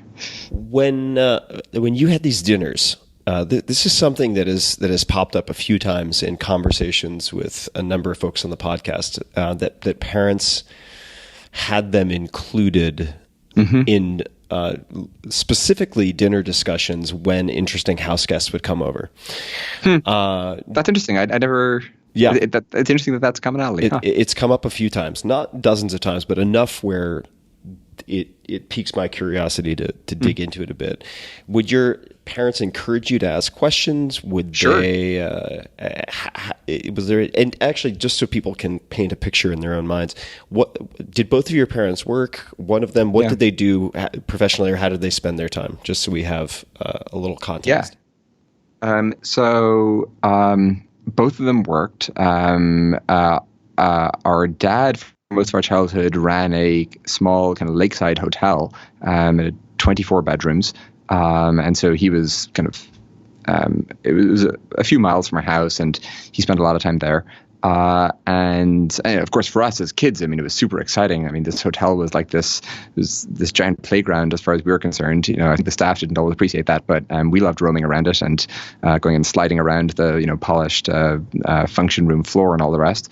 And our mom started a corporate training company back right around the time I was born. I think she had left her previous job, and then I was born, and I think after a couple of weeks she decided, I don't know, this kid isn't that interesting, and so from the house she decided to start this company that would kind of provide corporate quality management training. And so you've probably heard these acronyms like ISO 9000, these kind of certification programs that Sure. kind of and so kind of there were all these American multinationals setting up shop in Ireland, and there's kind of a lot of appetite for sort of making sure they were kind of doing things properly and well and so on. And so she started this business, again, providing this training. And so basically all through my childhood, she was running this business, for much of it out of our house, and then they kind of got a separate office. But sort of it was always part of the picture. And so kind of from our standpoint, starting a company was really not some kind of strange foreign thing. It was pretty normal. I think whatever your parents do is kind of almost, from the child's perspective, is just kind of is normal. I'm sure if our parents had been astronauts, being an astronaut would just seem like a totally normal career. And so that's what they did. Mm-hmm. And you mentioned travel Is there a particular trip that comes to mind? And I'd be curious, there are many different ways to travel, and just as there are many different ways to live and choose places to live and so on. So we probably won't have time to get into how your parents ended up where you grew up, if they were started there or ended up there, which is a whole separate side of things. But yes. Could you describe perhaps a particularly memorable trip? Sure. And how you traveled with your parents, like what that looked like?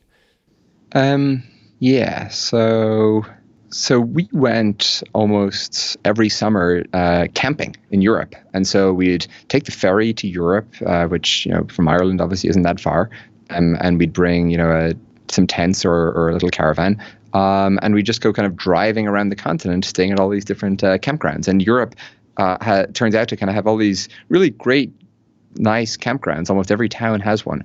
And so we'd stay a few days here, maybe a week there, and so on. And it'd be France and Germany and Austria and Hungary and Italy and whatever. And I have these kind of incredibly fond memories of those trips. And I mean, they'd be like a month long. And they were great, I guess, because they were kind of long enough that you didn't feel kind of pressed for time, or like, okay, today we got to go see this, that, and the other. You kind of shifted into just kind of camping mode.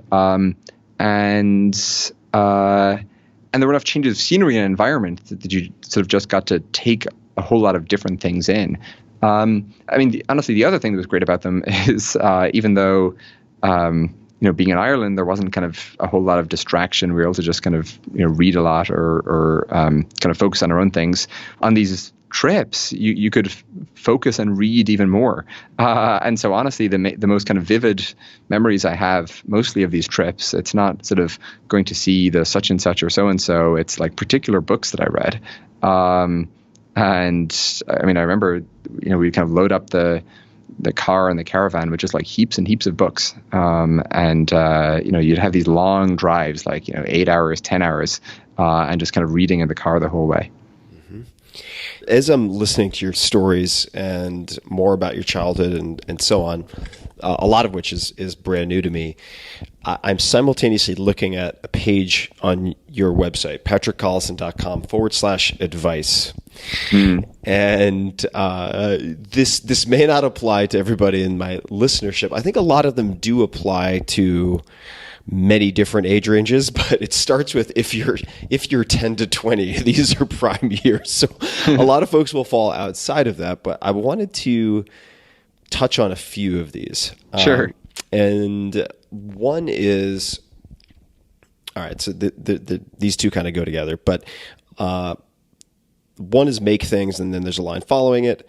But then following up on that, it says, more broadly, nobody is going to teach you to think for yourself. A large fraction of what people around you believe is mistaken. Internalize this and practice coming up with your own worldview. Yep. The correlation between it and those around you shouldn't be too strong unless you think you were especially lucky in your initial conditions, or, this is my language now, you choose your environment, like a place like San Francisco or whatever it might be.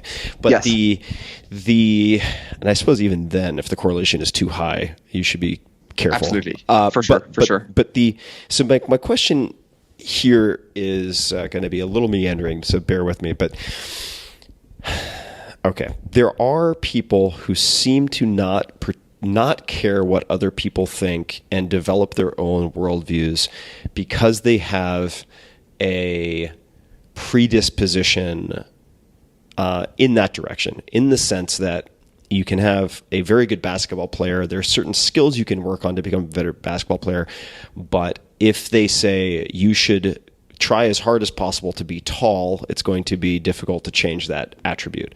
There are a lot of people in Silicon Valley who are somewhere on the spectrum, let's say, and may actually have diagnosable, say, Asperger's, which in some previous times could have been a very maladaptive trait that would have been a sort of selection criteria for removal from the gene pool that is now, in this new context, in fact, in some instances, a competitive advantage because their sort of lack of absorbing worldviews from others or feeling that pressure enables them to come up with their own perspective and orientation. So, Yes. so if we filter those people out, right, because they may be similarly difficult to imitate in a sense as a basketball player is to imitate in their height, how are there any books, any documentaries, any approaches, or just any like mental models or anything at all that people can use to internalize thinking for themselves, to practice coming up with their own worldview? Like, what are your thoughts? Well, this is kind of the this is the big question, right? And yeah, maybe there are kind of two halves to it. What are heuristics you should have and use for kind of who and what to listen to, and then secondly, separately, how do you think for yourself? I think I'll start enumerating some particular heuristics or tricks. I'm not sure this is a complete answer, but the first is when you see a smart person holding a point of view, and especially strongly holding a point of view that's kind of different to your own, rather than trying to figure out how they're wrong, that's valuable, but you'll inevitably do that. Your kind of your emotional brain will ensure you do, trying to figure out how they're right. Like, what is a sensible worldview in which what they believe or what they're saying actually kind of does make sense? And that doesn't mean they're right, but sort of trying to figure out, like, if they're not stupid, why would they believe this? And so, I'm personally, very in favor of kind of openness to immigration. I've obviously benefited from it myself. I think there should be more of it in the world. But I think we can't just kind of dismiss people who oppose immigration as kind of, nativist bigots. I think we kind of have to ask the questions and just try to understand, well, what could or would cause somebody to harbor concerns there, right? So that's one, sort of trying to figure out what worldview helps have a view make sense. A second one is, and we kind of touched on this at the beginning of the conversation, just exposing yourself to more worldviews. Because I think a lot of people, everyone finds it more comfortable to be around kind of views that accord with your own and models that accord with your own. And so there's a kind of deliberate seeking out of discomfort.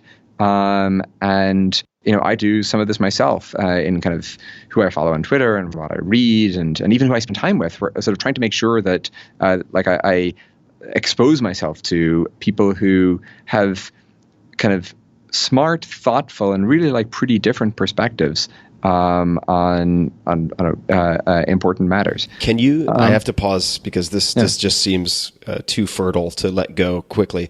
Are there any people on Twitter you could give as examples? You just said they're smart and thoughtful, so it's not you're already complimenting them. yeah, right. But we could also bookmark and come back to it if it's hard to come up with. Yeah, I've let me see if I can think of a few. Let me think about that and come back. No problem. But it's a good question.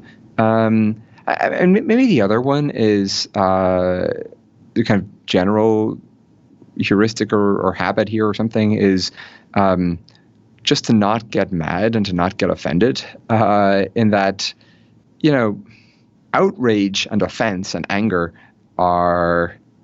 they're sometimes useful, of course, but I think they're sort of useful. They're less useful than they're overutilized. They're not useful as often as they are invoked, and I think for whatever reason, the ability to not take offense and to kind of to sort of inspect and to try to understand and to even try to kind of really extrapolate from an idea or a set of ideas or a worldview without taking offense at it, that's not something that for whatever reason is kind of really valued in our culture, but I think is actually super important. Can you, as has been said, can you run an idea in emulation in your head? Like in computers, people talk about running VMs, right? I mean, AWS, you upload your software, your code, they run it on their servers, but they run it in emulation, and they kind of in a little sandbox to make sure that it can't kind of break out and affect other users' applications. And so kind of similarly, can you run an idea and scrutinize it and inspect it and kind of follow its consequences? Without it kind of bleeding out into kind of the rest of your brain and sort of infecting your whole worldview. And I think the ability to do that without kind of getting angry or taking offense is really super powerful, because if you can do that, you can then afford to kind of, in a way, you can be less careful about what ideas you inspect and scrutinize. And so you can just kind of, you can be much more sort of far-reaching and kind of broadly ranging. And then... Are there any people in your life or who you're aware of you particularly respect for being good at doing this? Doing this meaning being non-emotionally reactive to opposing viewpoints. And I should say also, I'm looking at your followers on Twitter, which people can find at Patrick C. That's your account. And I just want to give an example of two contrasts. So you have one, Harsh Sikka, Sikka. Yes. Applying biological constraints to building intelligent, robust, and generalizable systems at Harvard, at Georgia Tech, at UC San Diego, right next to at Rello Almighty Rello, and bio is Almighty Rello the hustler, say hello to the bad guy, they say I'm a bad guy, ... So those are a lot of professors, a lot of researchers. Also, here's a friend of mine you follow, Graham Duncan, really interesting guy. Oh yeah, sure. He's awesome. Yeah. I made a list of some people I follow at patrickcollison.com/people, and I wouldn't say that all of them are excellent at this, at sort of not taking offense and at sort of trying to find the best in some particular idea, or trying to find whatever truth is in it. But I would say, as a general matter, they are. Mm-hmm. And why is it when I look at some of your posts? I also have a Twitter list called Reading, which is basically the same list, but sort of an easy to follow format. And so anyone can go follow that list. And I think actually a reasonable number of people now do. And you seem to, whether it's reading or people, have an intense interest in. I'm looking at your patrickcollison.com/people right now. Yeah, you do have some great. John Arnold is definitely worth checking out for a lot of folks who will not recognize that name. Of course, Stuart Brand. Yeah, yep. Lots of good people on this list. So I encourage people to check this out. But coming back to one name that popped up when I was looking on your Twitter account, which I think you also recently shared, Pseudo Erasmus. Yes. Pseudo Erasmus. So economic history and development economics. This feed contains no current events, no political news, no culture, and no, capital letters, history of economic thought. Why do you seem so interested in economics, economic progress, in some cases, economic history? Certainly can seem very niche, but I suspect there's a lot more to that. Labor repression and the Indo-Japanese divergence is the pinned tweet by Pseudo Erasmus. Yes. Why read so much of this type of stuff? Because it's so important in that arguably the single most important thing kind of about our lives compared to other lives that have been lived in human history is that we have the immense good fortune to have been born in wealthy societies. And that has had so many consequences in our lives, right? I mean, it means that our parents are way more likely to be alive. Our siblings are far more likely to be alive. We get to work on things we find sort of way more interesting than, tilling in the field or foraging for bushes. It means we're sort of exposed to kind of the full, or a more complete picture of the kind of variety and complexity and fascination or fascinating material of the world. Hey, I don't need to obviously enumerate all of this, but just it's astounding compared to sort of all humans who ever lived, just how amazingly lucky we are. And again, that luck is that we were born into a wealthy society. And so I think kind of one of the most urgent and important moral questions is, why doesn't everyone get to do that? And how can we change the world such that more people do? Last week, I was in Africa. I was in countries including Senegal and Ethiopia and Rwanda. And those countries are obviously far less wealthy than the US, and the people there have far less opportunity, and their lives are far less comfortable. And so I think there's a real moral question. What can we do to put them on an equal footing with us? And indeed, how can we raise the waterline for all of us, such that, while our lives are amazing compared to the people who lived, before us, there's still tons of terrible things that happen. People die of cancer, and people die of death caused by pollution. And while some people in society today get fantastic educations and have the good fortune to have great colleagues and meaningful work, a lot of people don't, et cetera, et cetera. And so I see kind of economics and economic history as being really a kind of moral anthropology, and sort of cultural analysis and structural analysis of, well, how do we solve this centrally, foundationally, this question that really takes primacy. Mm-hmm. And if I want to thin slice this a little bit and dig on this, because it's something that I've thought a lot about without any concrete conclusions, and I've bounced around quite a bit, and I'll explain what I mean by that. So the question that I'll want to ask, but I'll give some background on my personal experience, is if we are using a term like economic progress or economic prosperity, mm-hmm.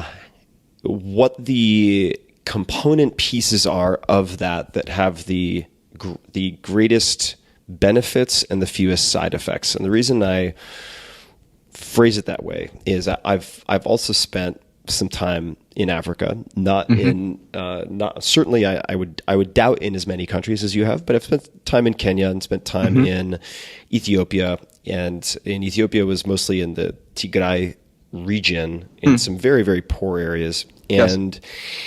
I was chatting with a lot of the folks we interacted with, those who spoke English or those with whom I could communicate through translator. And one thing that struck me in Ethiopia was how much people smiled. Right? Yes. Now, that doesn't mean they don't need clean drinking water. It does not mean they wouldn't benefit from footwear in some instances. There are all sorts of not just comforts, but necessities and infrastructure that would almost certainly have tremendous upside and benefits with very few downside possibilities. And I was talking to some people who lived in Tigray about how happy Ethiopians seemed to be. And I heard on several occasions, it wasn't just one, these were in different locations, people say, oh yeah, people are really happy until they get TV. And I asked them why that was. And they said, well, once we get TV, they didn't use these words exactly, but in effect, once we can see the Kardashians and all of the amazing things and toys and cars and fashion options that all these other people have, mm-hmm. we become dissatisfied with where we are and mm-hmm. what we have. So that kind of stuck with me, and I didn't have a resolution to that necessarily. Yeah. But how do you think about which components you're trying to solve for or to optimize for? So I think happiness is certainly kind of a tricky measure, right? And as you say, there's kind of this sort of sociological and kind of comparative version of it, and the phenomenon is seen where kind of to some degree, I guess this is another version or another way of saying what you just alluded to, which is the kind of the happiness you have with your level of wealth is kind of a function of the wealth of those around you. And so if you find out about more, people who are above you in some income table, that might actually kind of depress your happiness slightly. However, it's also kind of pretty robustly the case that there are some things that are just kind of absolute inputs into happiness, and that kind of your health or chronic pain or whether your kids die or not or whatever, these really do matter, right?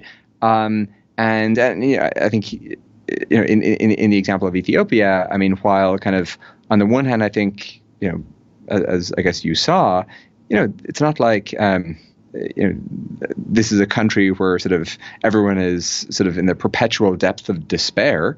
It does rank in the bottom half of sort of global happiness surveys.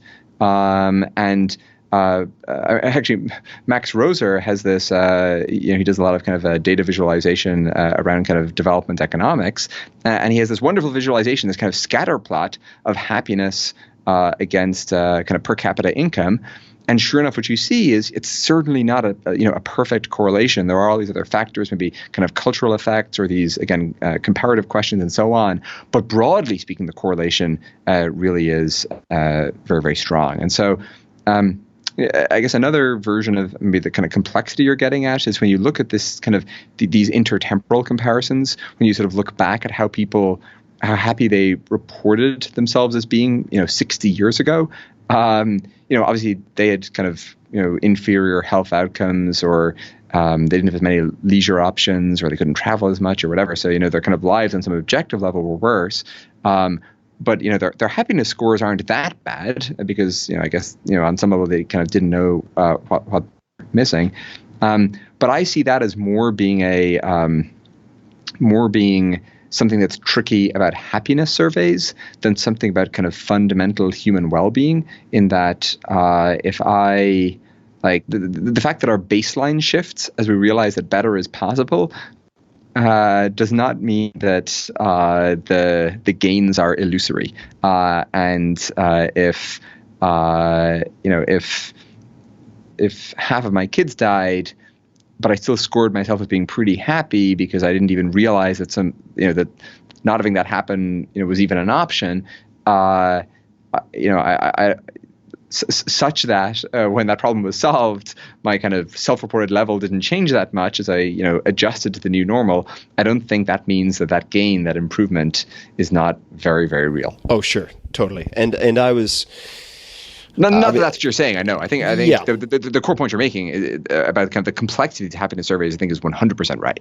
Yeah, it's very, very slippery. And yes. Actually, Scott Alexander, Slate's Our Codex, has a really good blog post about just like the trickiness of these kind of happiness surveys, where I think kind of the core message and data from them is kind of correct, but kind of a lot of specific, I think, interpretations and kind of comparisons we want to make are a little bit fraught.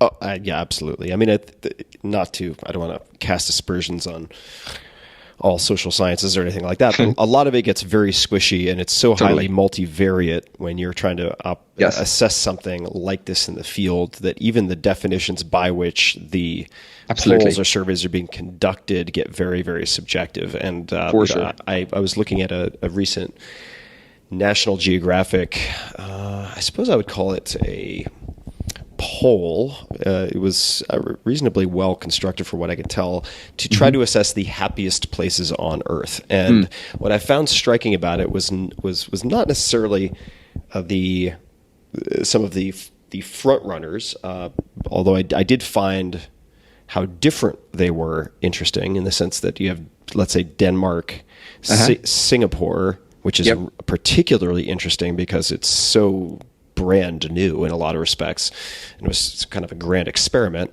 and Costa Rica, very different places. But what I found striking was that Bhutan, which is talked about all the time as among, for lack of a better term, kind of hippie New Age circles, as being very forward thinking because they focus on what was it, like gross national happiness instead of yes. GDP, Yes. is in fact one of the most unhappy places, and that something like gross national happiness can be used as kind of a, don't look at this thing in front of you, look over here, because we're focusing on happiness. It can be used as a distracting factor from the things that are actually quantifiably bad. Yes. So there's that. What have you found? I mean, so we've talked about the, I suppose, the certain aspects of the wide divergence of economic prosperity across the world. My question would then be, now what? Right? What are the levers to pull? What actually matters? I mean, there are a lot of people squandering a lot of attention and energy trying to fix this in 1,000 ways, 900 of which probably aren't going to amount to much. What are the Archimedes levers in a situation like this? Well, I guess the first thing I'd say is I think that question that you just asked is the big question that I think we should all be obsessed with. I think I think you should ask every guest that question. I think people should be people in positions of influence or where they can have great impact. Like, they should be obsessed with it. It is it is an issue of true moral importance. I don't think there's going to be any silver bullets and kind of panaceas. And I mean, obviously, Stripe is kind of one iron in that fire. Where with Stripe, we hope to contribute. I mean, we frame our mission as to grow the GDP of the internet. I mean, kind of very directly around economic growth.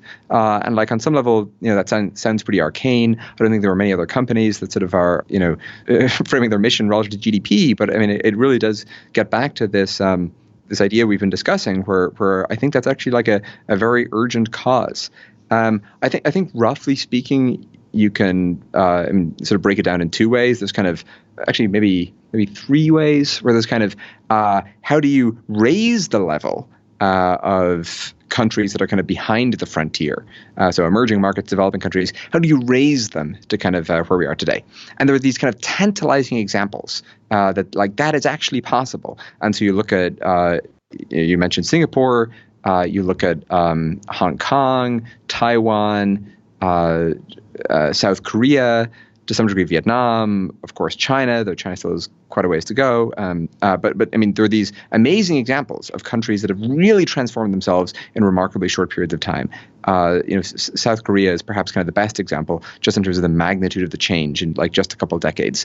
And so, we might think like perhaps if you look at Africa and kind of no other countries existed, you might say, well, just inevitably it takes centuries for this catch up to happen, and maybe we can kind of accelerate it a little bit, but like there's no way this can happen overnight. That's empirically not true. We have these examples of countries in which it happened, in a kind of in a grand arc of history sense, it happened essentially overnight. And so what is it about South Korea that kind of made that possible? And can we enact the same transformation in Egypt or in Ethiopia? So I think that's kind of one dimension of the question. I think the other dimension is how do we advance at the frontier? And so if you think about Western Europe or North America or Singapore or Japan, whatever, how do we make progress here? And I think so much of that is how do we enable new things to happen? How do we have new technology get deployed? How do we have entrepreneurs start more companies? How do we unleash the potential of more people who want to do more weird things? How do we make sure that when somebody spots an opportunity for improvement, that doesn't get kind of squished by the kind of stultifying sort of deceleration of the status quo? How do we make sure that it gets kind of encouraged and amplified? And again, obviously, kind of Stripe is an effort in this space. As indeed too is Pioneer. And then the third one is, well, how do we just generate new knowledge? How do we understand the world more deeply, and just what is it intrinsically possible, so that so we've more buttons to push on the sort of on the switchboard.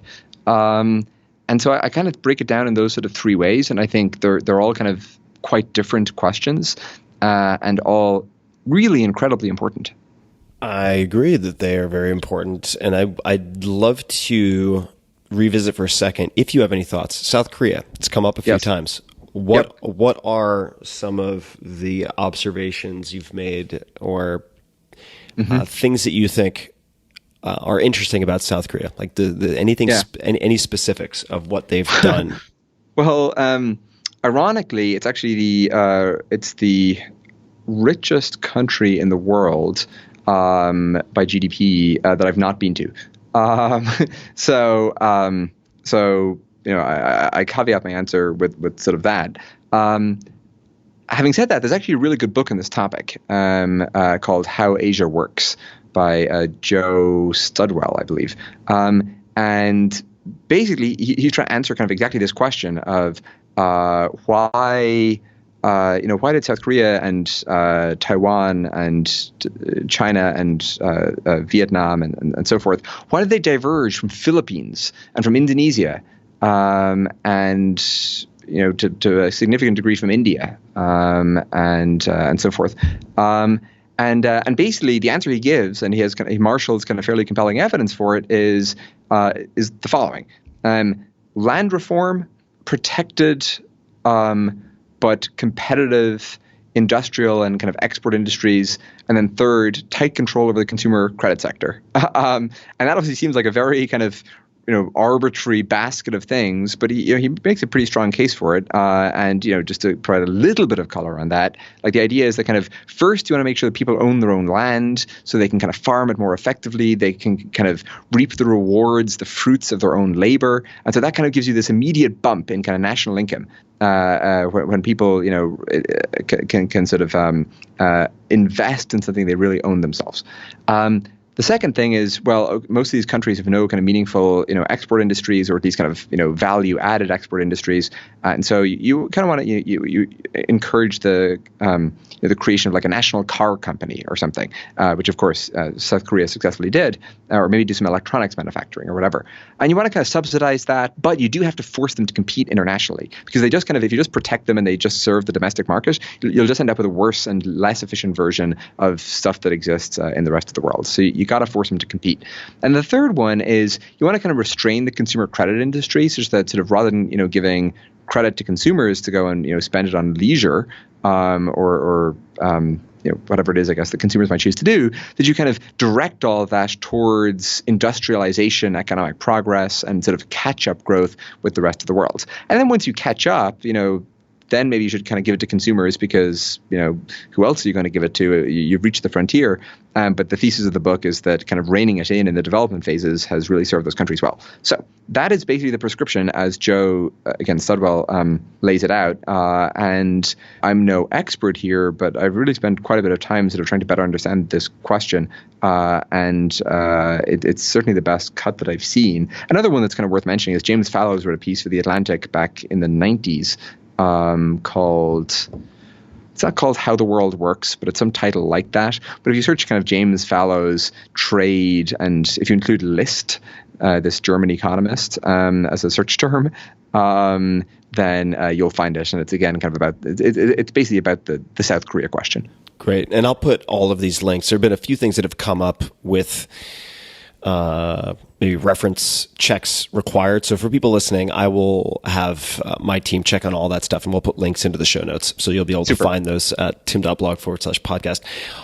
On South Korea, just to add a maybe ridiculous sidebar, another head scratcher about South Korea is that for many years in the last decade, they have produced the best breakdancers in the world.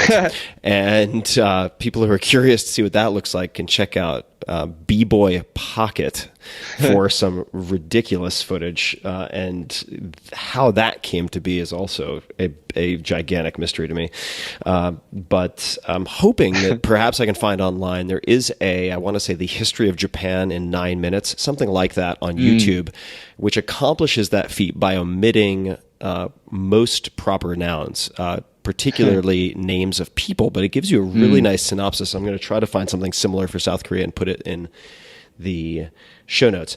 So we have just a little bit of time left. What I would love to talk about, because this is something that I I feel like I'm pretty good at, and this is decision making, but I still know there is a ton of room for improvement. And I, in the process of preparing for this conversation, came across a transcript of a conversation in which you talked about increasing the speed of decision making. And it made me think a little bit of, I think it's the Eisenhower matrix of sort of prioritizing the sort of important but not timely quadrant and so on. But could you talk about making your framework for making decisions, or how you have cultivated making faster decisions? Because this is, I think, so important, and it's along with the involvement of now successful entrepreneurs as kids at the dinner table. The focus on making fast decisions, even if there's like a 10% or more error rate, pops up a lot. Like Reid Hoffman, LinkedIn fame, another kind of good example of that. I would love to hear you talk us through that, because on a day-to-day basis, I know that's important, and yet I need a kind of methodical way to practice it more, if that makes sense. Yes. Let me think for a second. I actually think that decision making is probably a little bit overrated as kind of a question in that, or an area of study, in that investors, obviously, this is their job, right? And that's kind of all they can do in some sense, invest or not. And, fine if they're, certain kinds of investors get to actually help the companies they invest in. And so they have kind of other levers at the disposal, but kind of in some simplified model, it's like, do you click the button or not? Do you pull the lever or not? I actually think that kind of in our lives, things rarely have that character.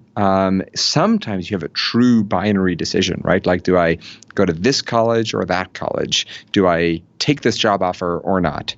And it's a sort of an investing or investment-like decision, but it's not usually that.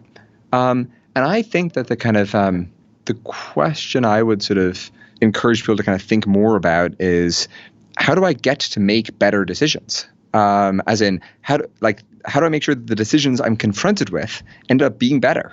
It's not like, how should I choose between option A and B, but how do I make sure that both options A and B are as good as possible? And there's also C, D, and E, and that those options are great too.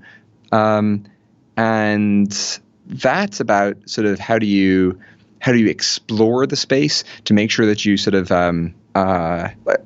just to kind of return to maybe the example we just mentioned, it's like, do I go to this college or that college? There's also a C there, which is, well, should I go to college? Or it's, should I become a doctor or a dentist? But maybe the answer is that you should become a biochemist. And so the way I find myself in conversations with people, sort of really trying to push them, it's less on sort of how do you make a decision and more about how do you jolt yourself out of the kind of particular kind of furrows that you're in and realize the possibility space and the world is just so much bigger than perhaps people are thinking about it. And it's so, it happens to all of us. It happens to me. The kind of your horizons narrow, you get stuck in your existing models, you kind of get used to conceiving of the world and the options in front of you in a particular way. And it's more about how do you repeatedly pull yourself out of that. How do you do that? Are there questions you ask? Are there any? I think certain people are great at this. Like I have a friend, Michael Nielsen. And what was the last name? Nielsen, Nielsen, and he's just exceptionally good at sort of, you're sort of, thinking, well, should I go up or down? And he's just great at sort of pointing out all the different ways in which you could go sideways. And it's like, you're sort of living in flatland on this kind of two-dimensional plane, and he points out maybe you could go up. And so I guess the best, the best ways that I found are sort of particular people who just sort of seem to think laterally, and kind of, I guess in my head, they're kind of thinking sideways. And I think the second best way is exposing yourself to kind of more perspective and ideas, in all the ways we've kind of already discussed. But I think finding the people who just think a bit divergently, the returns are really high. And I think having that sort of little board of directors around you, that's kind of an imperfect analogy, because it's not like there's a specific set for me. I kind of tend to go to different kinds of people for different kinds of issues. And it's not like they actually have any formal power, obviously. But just kind of that notion of there being these sources of perspective that are quite different to you. I think that's just really very powerful. I think valuing those people and building those relationships really pays off. Mm-hmm. You mentioning that the peer group or virtual or real board of directors with divergent thought processes made me think of a book that really helped me a long time ago. I've been meaning to revisit it, but it's actually a combination of two books. And I don't know how well these would age if I were to pick them up now for where I am, but I would want to say probably 15 or 20 years ago, found them very, very helpful. Edward de Bono is the author. There's one book, I want to say it's Lateral Thinking. The other was something along the lines of the 6 thinking hats. And the conceit or the premise behind the latter is that you create a virtual table of advisors who represent a different extreme perspective, right? So you might have the pessimist, you might have the innovator, you might have the fill in the blank, and there are a set of questions and priorities that each of those have. So you run your situation through the lens of each of those thinking hats. And I found that tremendously valuable for, as you put it, getting out of flatland. Well, and the amazing thing is, I read about this study. I've not confirmed whether or not it has replicated, but the idea that people can improve their own decision making by simply choosing other people. I mean, basically, exactly along the lines of what you just said, and imagining what they would say, like specific other people, imagining what they would say, and then averaging over the responses. But that's like a really amazing fact, because, of course, this is all occurring in your own head. And so the idea that by kind of just simulating other people and then, again, kind of performing this kind of averaging computation over their responses, that's actually better, is really like a pretty trippy thought. And yet, I mean, it kind of makes sense to you, right? Because you can actually, for certain people, predict, I think, with relatively good accuracy what they're likely to say. And it's kind of a way of getting out of your own biases. Totally. And in fact, I haven't done the averaging of responses, but I do have a number of friends who have very well-developed characteristics I would like to develop more myself. And one of them who comes to mind is Matt Mullenweg. He's great. He's an amazing guy, CEO of a company called Auctomatic, M-A-T-T, Automatic, if people can put the two together now. So Matt Mullenweg, Automatic. In any case, brilliant guy, not to be confused with Auctomatic. So Matt Mullenweg. Automatic is way, way, way more successful than Auctomatic ever was. So Matt Mullenweg is one of the calmest people on average I've ever met. And this is particularly noticeable when he is going through circumstances or encountering business situations or personal situations that would elicit a really strong emotional response from most people I know, even high achieving people. So I very often, when I feel myself on the verge of getting spun up about a given situation, will ask myself, what would Matt say? Right? Because I've had him talk me off the ledge so many times, away from making rash, ultimately what would have been really bad decisions, often some type of quick emotional response to who knows what. It could have been anything. So I have found that really useful, and I've done that also with people like Richard Feynman, for instance. Yes. Surely, I think it's Surely You're Joking, Mr. Feynman, Mr. Feynman. one of my favorite books of all time. So it does not have to be someone you know in a direct personal sense, but it helps if it is someone who you feel you know well. Right?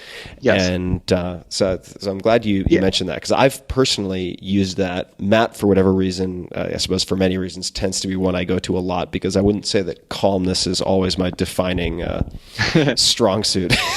Yeah, no, I think having those that pantheon of people, both kind of people you actually know, and then sort of people you know from afar, and maybe they're living, maybe they're dead, is just super powerful. And I guess there's something about kind of us as humans where we're sort of uniquely well adapted to being influenced by and understanding other humans. And so sort of rather than, I think, thinking about sort of decision-making purely as this kind of abstract science, but actually embracing the fact that it has this kind of deeply human character to it, you can really kind of use that to your advantage. And, I'm sure many guests in the show have talked about the importance of kind of being deliberate and intentional in kind of selecting your peer group and the people who influence you. As in, one thing you can do is you can sort of try to make sure that people around you don't influence you too much, and that you kind of are, truly original and coming up with your own thoughts and so on. Or you can embrace the fact that they do and they inevitably will, and just be careful about who they are, and try to make sure that they'll shape you in sort of ways and directions that you want to be shaped. And I think that's both more effective, but also honestly a more fulfilling way to go about it. And I want to confess also that I thought when you were talking about binary decisions first, whether it be investing or, say, college, where I thought you might go, which I'm glad you didn't, because now we have more to discuss, is that there are many decisions where you cannot possibly make an informed decision based on complete information. And that's part of the reason why I find Eisenhower very interesting to study, is that he had a lot of military experience, in which case you do not have the luxury of taking forever to gather information to make a decision. And in many cases, the only way you can have more complete information is to make what might be the wrong decision, and then course correct. Exactly. This is back to this point, I think, you're dead right to kind of flag this. And I think it's back to this idea that just try to get better, try to get yourself into a position in which you can make a better decision. And one way you can do that is by kind of exploring for more options right now. Another way you can do that is just make the decision and remake it if you have to, because the remaking of it can often be a better decision, because you'll have much better information once it's augmented with, or once you have the kind of additional information that, hey, this branch really does not look promising, and I know that because I tried it for 2 months. And I think another way in which the kind of framework of sort of optimizing decision making can be kind of a little bit harmful is it sort of characterizes, or I guess it focuses on the locus of the decision itself. Whereas who cares? You don't necessarily need to be sort of that good at decision making if you sort of get really good at remaking the decisions when and as necessary. You mentioned that I fly. Both John and I have been flying for more than 10 years. And when you're flying a landing, you're always off track. If sort of there was a big discussion of how do you make sure that you get established on precisely the right glide slope when you start, I don't think that'd really be that productive. I think it'd be sort of pretty frustrating. Instead, it's all about the constant feedback and course and error correction. And I think that's kind of, as a general matter, a better model for life. And that even a lot of the decisions that look pretty trapdoor may not necessarily be. There's a really good book that I very highly recommend called The Inner Game of Tennis, which is kind of Timothy Galway, right? Yeah, exactly. And obviously one of the kind of general messages of that book is that so much of doing things well is about being really good at seeing just what is happening. and kind of then sort of training your conscious and subconscious to kind of make the requisite corrections. And that intuition really resonates with me. I'm so glad you mentioned that. And it's reinforced, I think, a directional change for me, or not really. It's not a directional change. It's like reformatting of the thinking about the problem, right? Because you could have the best solutions imaginable for the wrong problems, and you're not going to get where you want to go. In my case, I think I focused excessively on getting better at decision making without really refining that to say that perhaps the better question to ask is, how can I get better at or better could mean faster, develop more confidence in experimenting very quickly and then undoing or redoing the decision. Yes. Because that is for instance, I've in the last year focused on getting very good at renegotiating commitments, which I think for a long time philosophically or morally I objected to it, but until I realized that all of the people I know, well, I shouldn't say all, but most who are kind of paragons of execution will occasionally just say, fuck, I bit off more than I can chew. I need to go back and renegotiate some of these. I need to go back and have uncomfortable conversations and wipe my calendar of the handful of things that I committed to 6 months ago, because it just does. I have more information now. It does not make sense. Yep. And there's all the kind of hyperbolic discounting that we engage in with regard to our future selves and overcommitments that ensue and all the rest. And I think also, well, there's another, I think, fabulous book that kind of touches on some of this. The Art of Doing Science and Engineering by Richard Hamming. The Art of Doing Science and Engineering?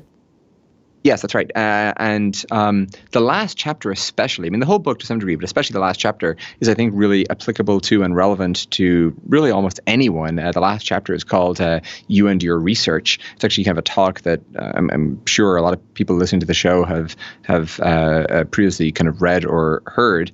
But Hamming worked at Bell Labs, and he, in the book, kind of often quotes and cites John Tukey, this amazing guy who sort of also worked at Bell Labs and is the sort of father of data visualization, and like a lot of kind of data visualizations and analyses that kind of we're familiar with, that kind of we think of as being standard, John Tukey actually invented. But there's this kind of Tukey line that it's far better to have an approximate answer to the right question, which is often vague, than an exact answer to the wrong question, which can always be made precise. And again, I think this kind of gets back to the same idea that it's kind of somehow more important to be kind of making the right decisions, to have the right options, than to be perfect at choosing between a specific set of options. Right. You know what? This is, that's really on. I would like to sit and digest that myself. And so it's probably just for like recency bias for people listening, a good place to start wrapping up. And I know where we could go for hours more, so maybe we'll do another round sometime. But that'd be great. Are there any parting recommendations, requests, suggestions, words of wisdom, anything at all? Questions you'd like to pose to the audience in a place where they can respond, or a way in which they can respond? Anything at all that you'd like to say before we wrap up?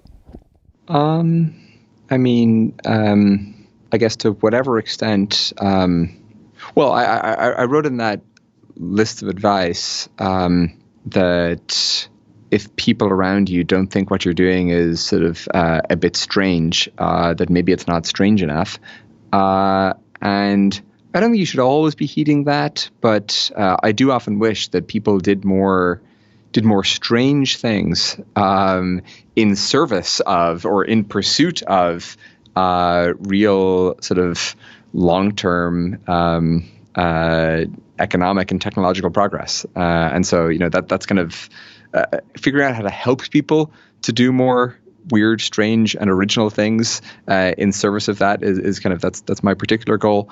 Trying to kind of arm those upstarts and those misfits, but it's a very big space, and I would very profoundly welcome more participants pushing for that cause. Hear, hear. And people can give a wave hello on Twitter at Patrick C. Yes. they can. And by the way, I think your podcast is a fabulous effort in this direction.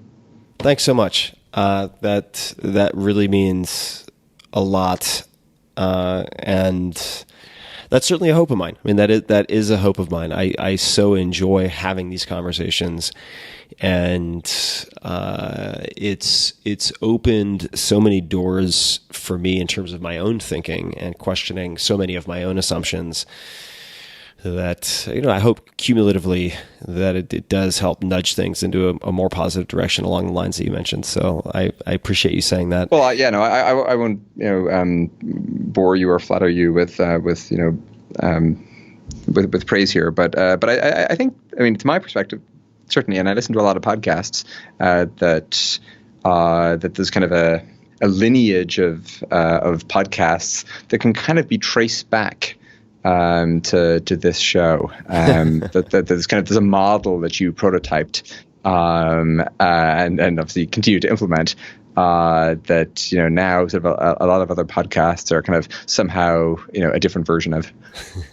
Which which I'm excited about, because hopefully they'll do an even better job. And I've been so excited to see certainly Jocko Willink run off and create his entire empire, and then you have Cal Fussman and Peter Tia and others. Yep. It's really fun. And Hamilton Morris, I'm waiting for your podcast, Hamilton, as are thousands of people. Exactly. And these aren't competitive in the sense that Robinson Crusoe was kind of one of the first novels, and it turns out that was a big space, and it was not a bad thing when more novelists came along, and so kind of similarly, I actually think that I'm not even sure the podcast space is the podcast space per se. It's more the sort of the serious, in-depth, long-form exploration. But it's, even though that obviously is kind of way bigger now than it was 5 years ago, it still seems to me that it's actually still quite early. Oh, it's so early. I agree. It's really, really early. I had people tell me when I was contemplating starting a podcast that the ship had already sailed. I mean, it's some pretty smart people with a lot of experience, and they were telling me then that the ship had sailed, and I'm telling anyone who's considering starting a podcast now that it's not even close. The ship hasn't even been built. This is one of the really interesting and surprising things, where people keep feeling that spaces are too late, when in fact they're not only not too late, but like still in the first 10%. Mark Andreessen talks about getting to Silicon Valley in the early 90s and thinking, man, I'm too late. The endless kind of similar examples you can point to. And I mean, we worried about it with Stripe, obviously. Yet we kind of came to realize that actually, the internet as a whole is still in its earliest innings. Oh, definitely. Yeah, there's always. I mean, Stripe is a great example of this. There's always a market for great, and that is not dependent on creating or shipping something today or this afternoon. There's always room for that. Well, Patrick, amen to that. Patrick, I appreciate you taking the time. And thank you so much. This has been a lot of fun. And for everybody listening, I will put links to everything we discussed, the papers, the books, the sites, some of the folks on Twitter, all of these things in the show notes, which you can find at tim.blog/podcast. Just search Patrick or Collison, and this episode will come right up. You can scroll down to find it. And until next time, thank you for listening. Hey guys, this is Tim again. Just a few more things before you take off. Number one, this is 5 Bullet Friday. Do you want to get a short email from me? Would you enjoy getting a short email from me every Friday that provides a little morsel of fun before the weekend? And 5 Bullet Friday is a very short email where I share the coolest things I've found or that I've been pondering over the week. That could include favorite new albums that I've discovered. It could include gizmos and gadgets and all sorts of weird shit that I've somehow dug up. in the world of the esoteric as I do, it could include favorite articles that I've read and that I've shared with my close friends, for instance. And it's very short. It's just a little tiny bite of goodness before you head off for the weekend. So if you want to receive that, check it out. Just go to 4hourworkweek.com. That's 4hourworkweek.com, all spelled out, and just drop in your email and you will get the very next one. And if you sign up, I hope you enjoy it. I get asked all the time, if you could only use one supplement, what would it be? And my answer is inevitably Athletic Greens. It is your all-in-one nutritional insurance. I recommended it in the 4-Hour Body, did not get paid for that, and I travel with it to avoid getting sick. I take it in the mornings to ensure optimal performance. It just covers all my bases if I can't get what I need through whole food meals throughout the rest of the day. If you want to give Athletic Greens a try, they are offering a free 20-count travel pack for first-time users. I always travel with at least 3 or 4 of these. This represents a $100 value, so if you buy Athletic Greens, you get an extra $100 in free product. So check it out, athleticgreens.com/Tim. Again, that's athleticgreens.com/Tim for your free travel pack with any purchase. This episode is brought to you by 99 Designs. 99 Designs is the global creative platform that makes it easy for designers and clients to work together. From logos to apps, packaging to books, 99 Designs is the go-to design resource for any budget. I've used 99 Designs for many, many years now. I've used them for book covers, for instance, mock-ups for the 4-Hour Body, which went on to become a #1 New York Times bestseller, illustrations for my multi-volume The Tao of Seneca, and other graphic design projects. And I've been really impressed by the quality of their designers and the designs that I've ended up using. Most recently, I used 99 Designs to update the illustrations and layouts of my 5 Morning Rituals ebook. This covers my most consistent morning routines and rituals. And I offer that as an incentive for people to sign up for my newsletter. So this is a PDF bonus that acts as a carrot to increase the number of email subscribers. The illustrations inside are gorgeous, and I loved working with the designer who we selected for the project. So you can check it out. Take a look at that at 99designs.com/Tim. That's the number 99designs.com/Tim. And you can see exactly what I'm talking about with a real world example of what has come out of working with them. 99 Designs Designer Search Tool connects you directly with one designer based on a design category or an industry specialization, style, skill level, availability, and more. So you can really check all the boxes that you need and see who matches up. Or you can start a contest, and that means you invite the entire community to take a shot at your project, then you pick your favorite. Right now, you guys, my listeners that is, can receive a free $99 upgrade on your first design contest. So check it out. To see what it looks like to get your first free upgrade, please visit 99designs.com/Tim and click on the link in the landing page. So again, check it out, 99designs.com/Tim.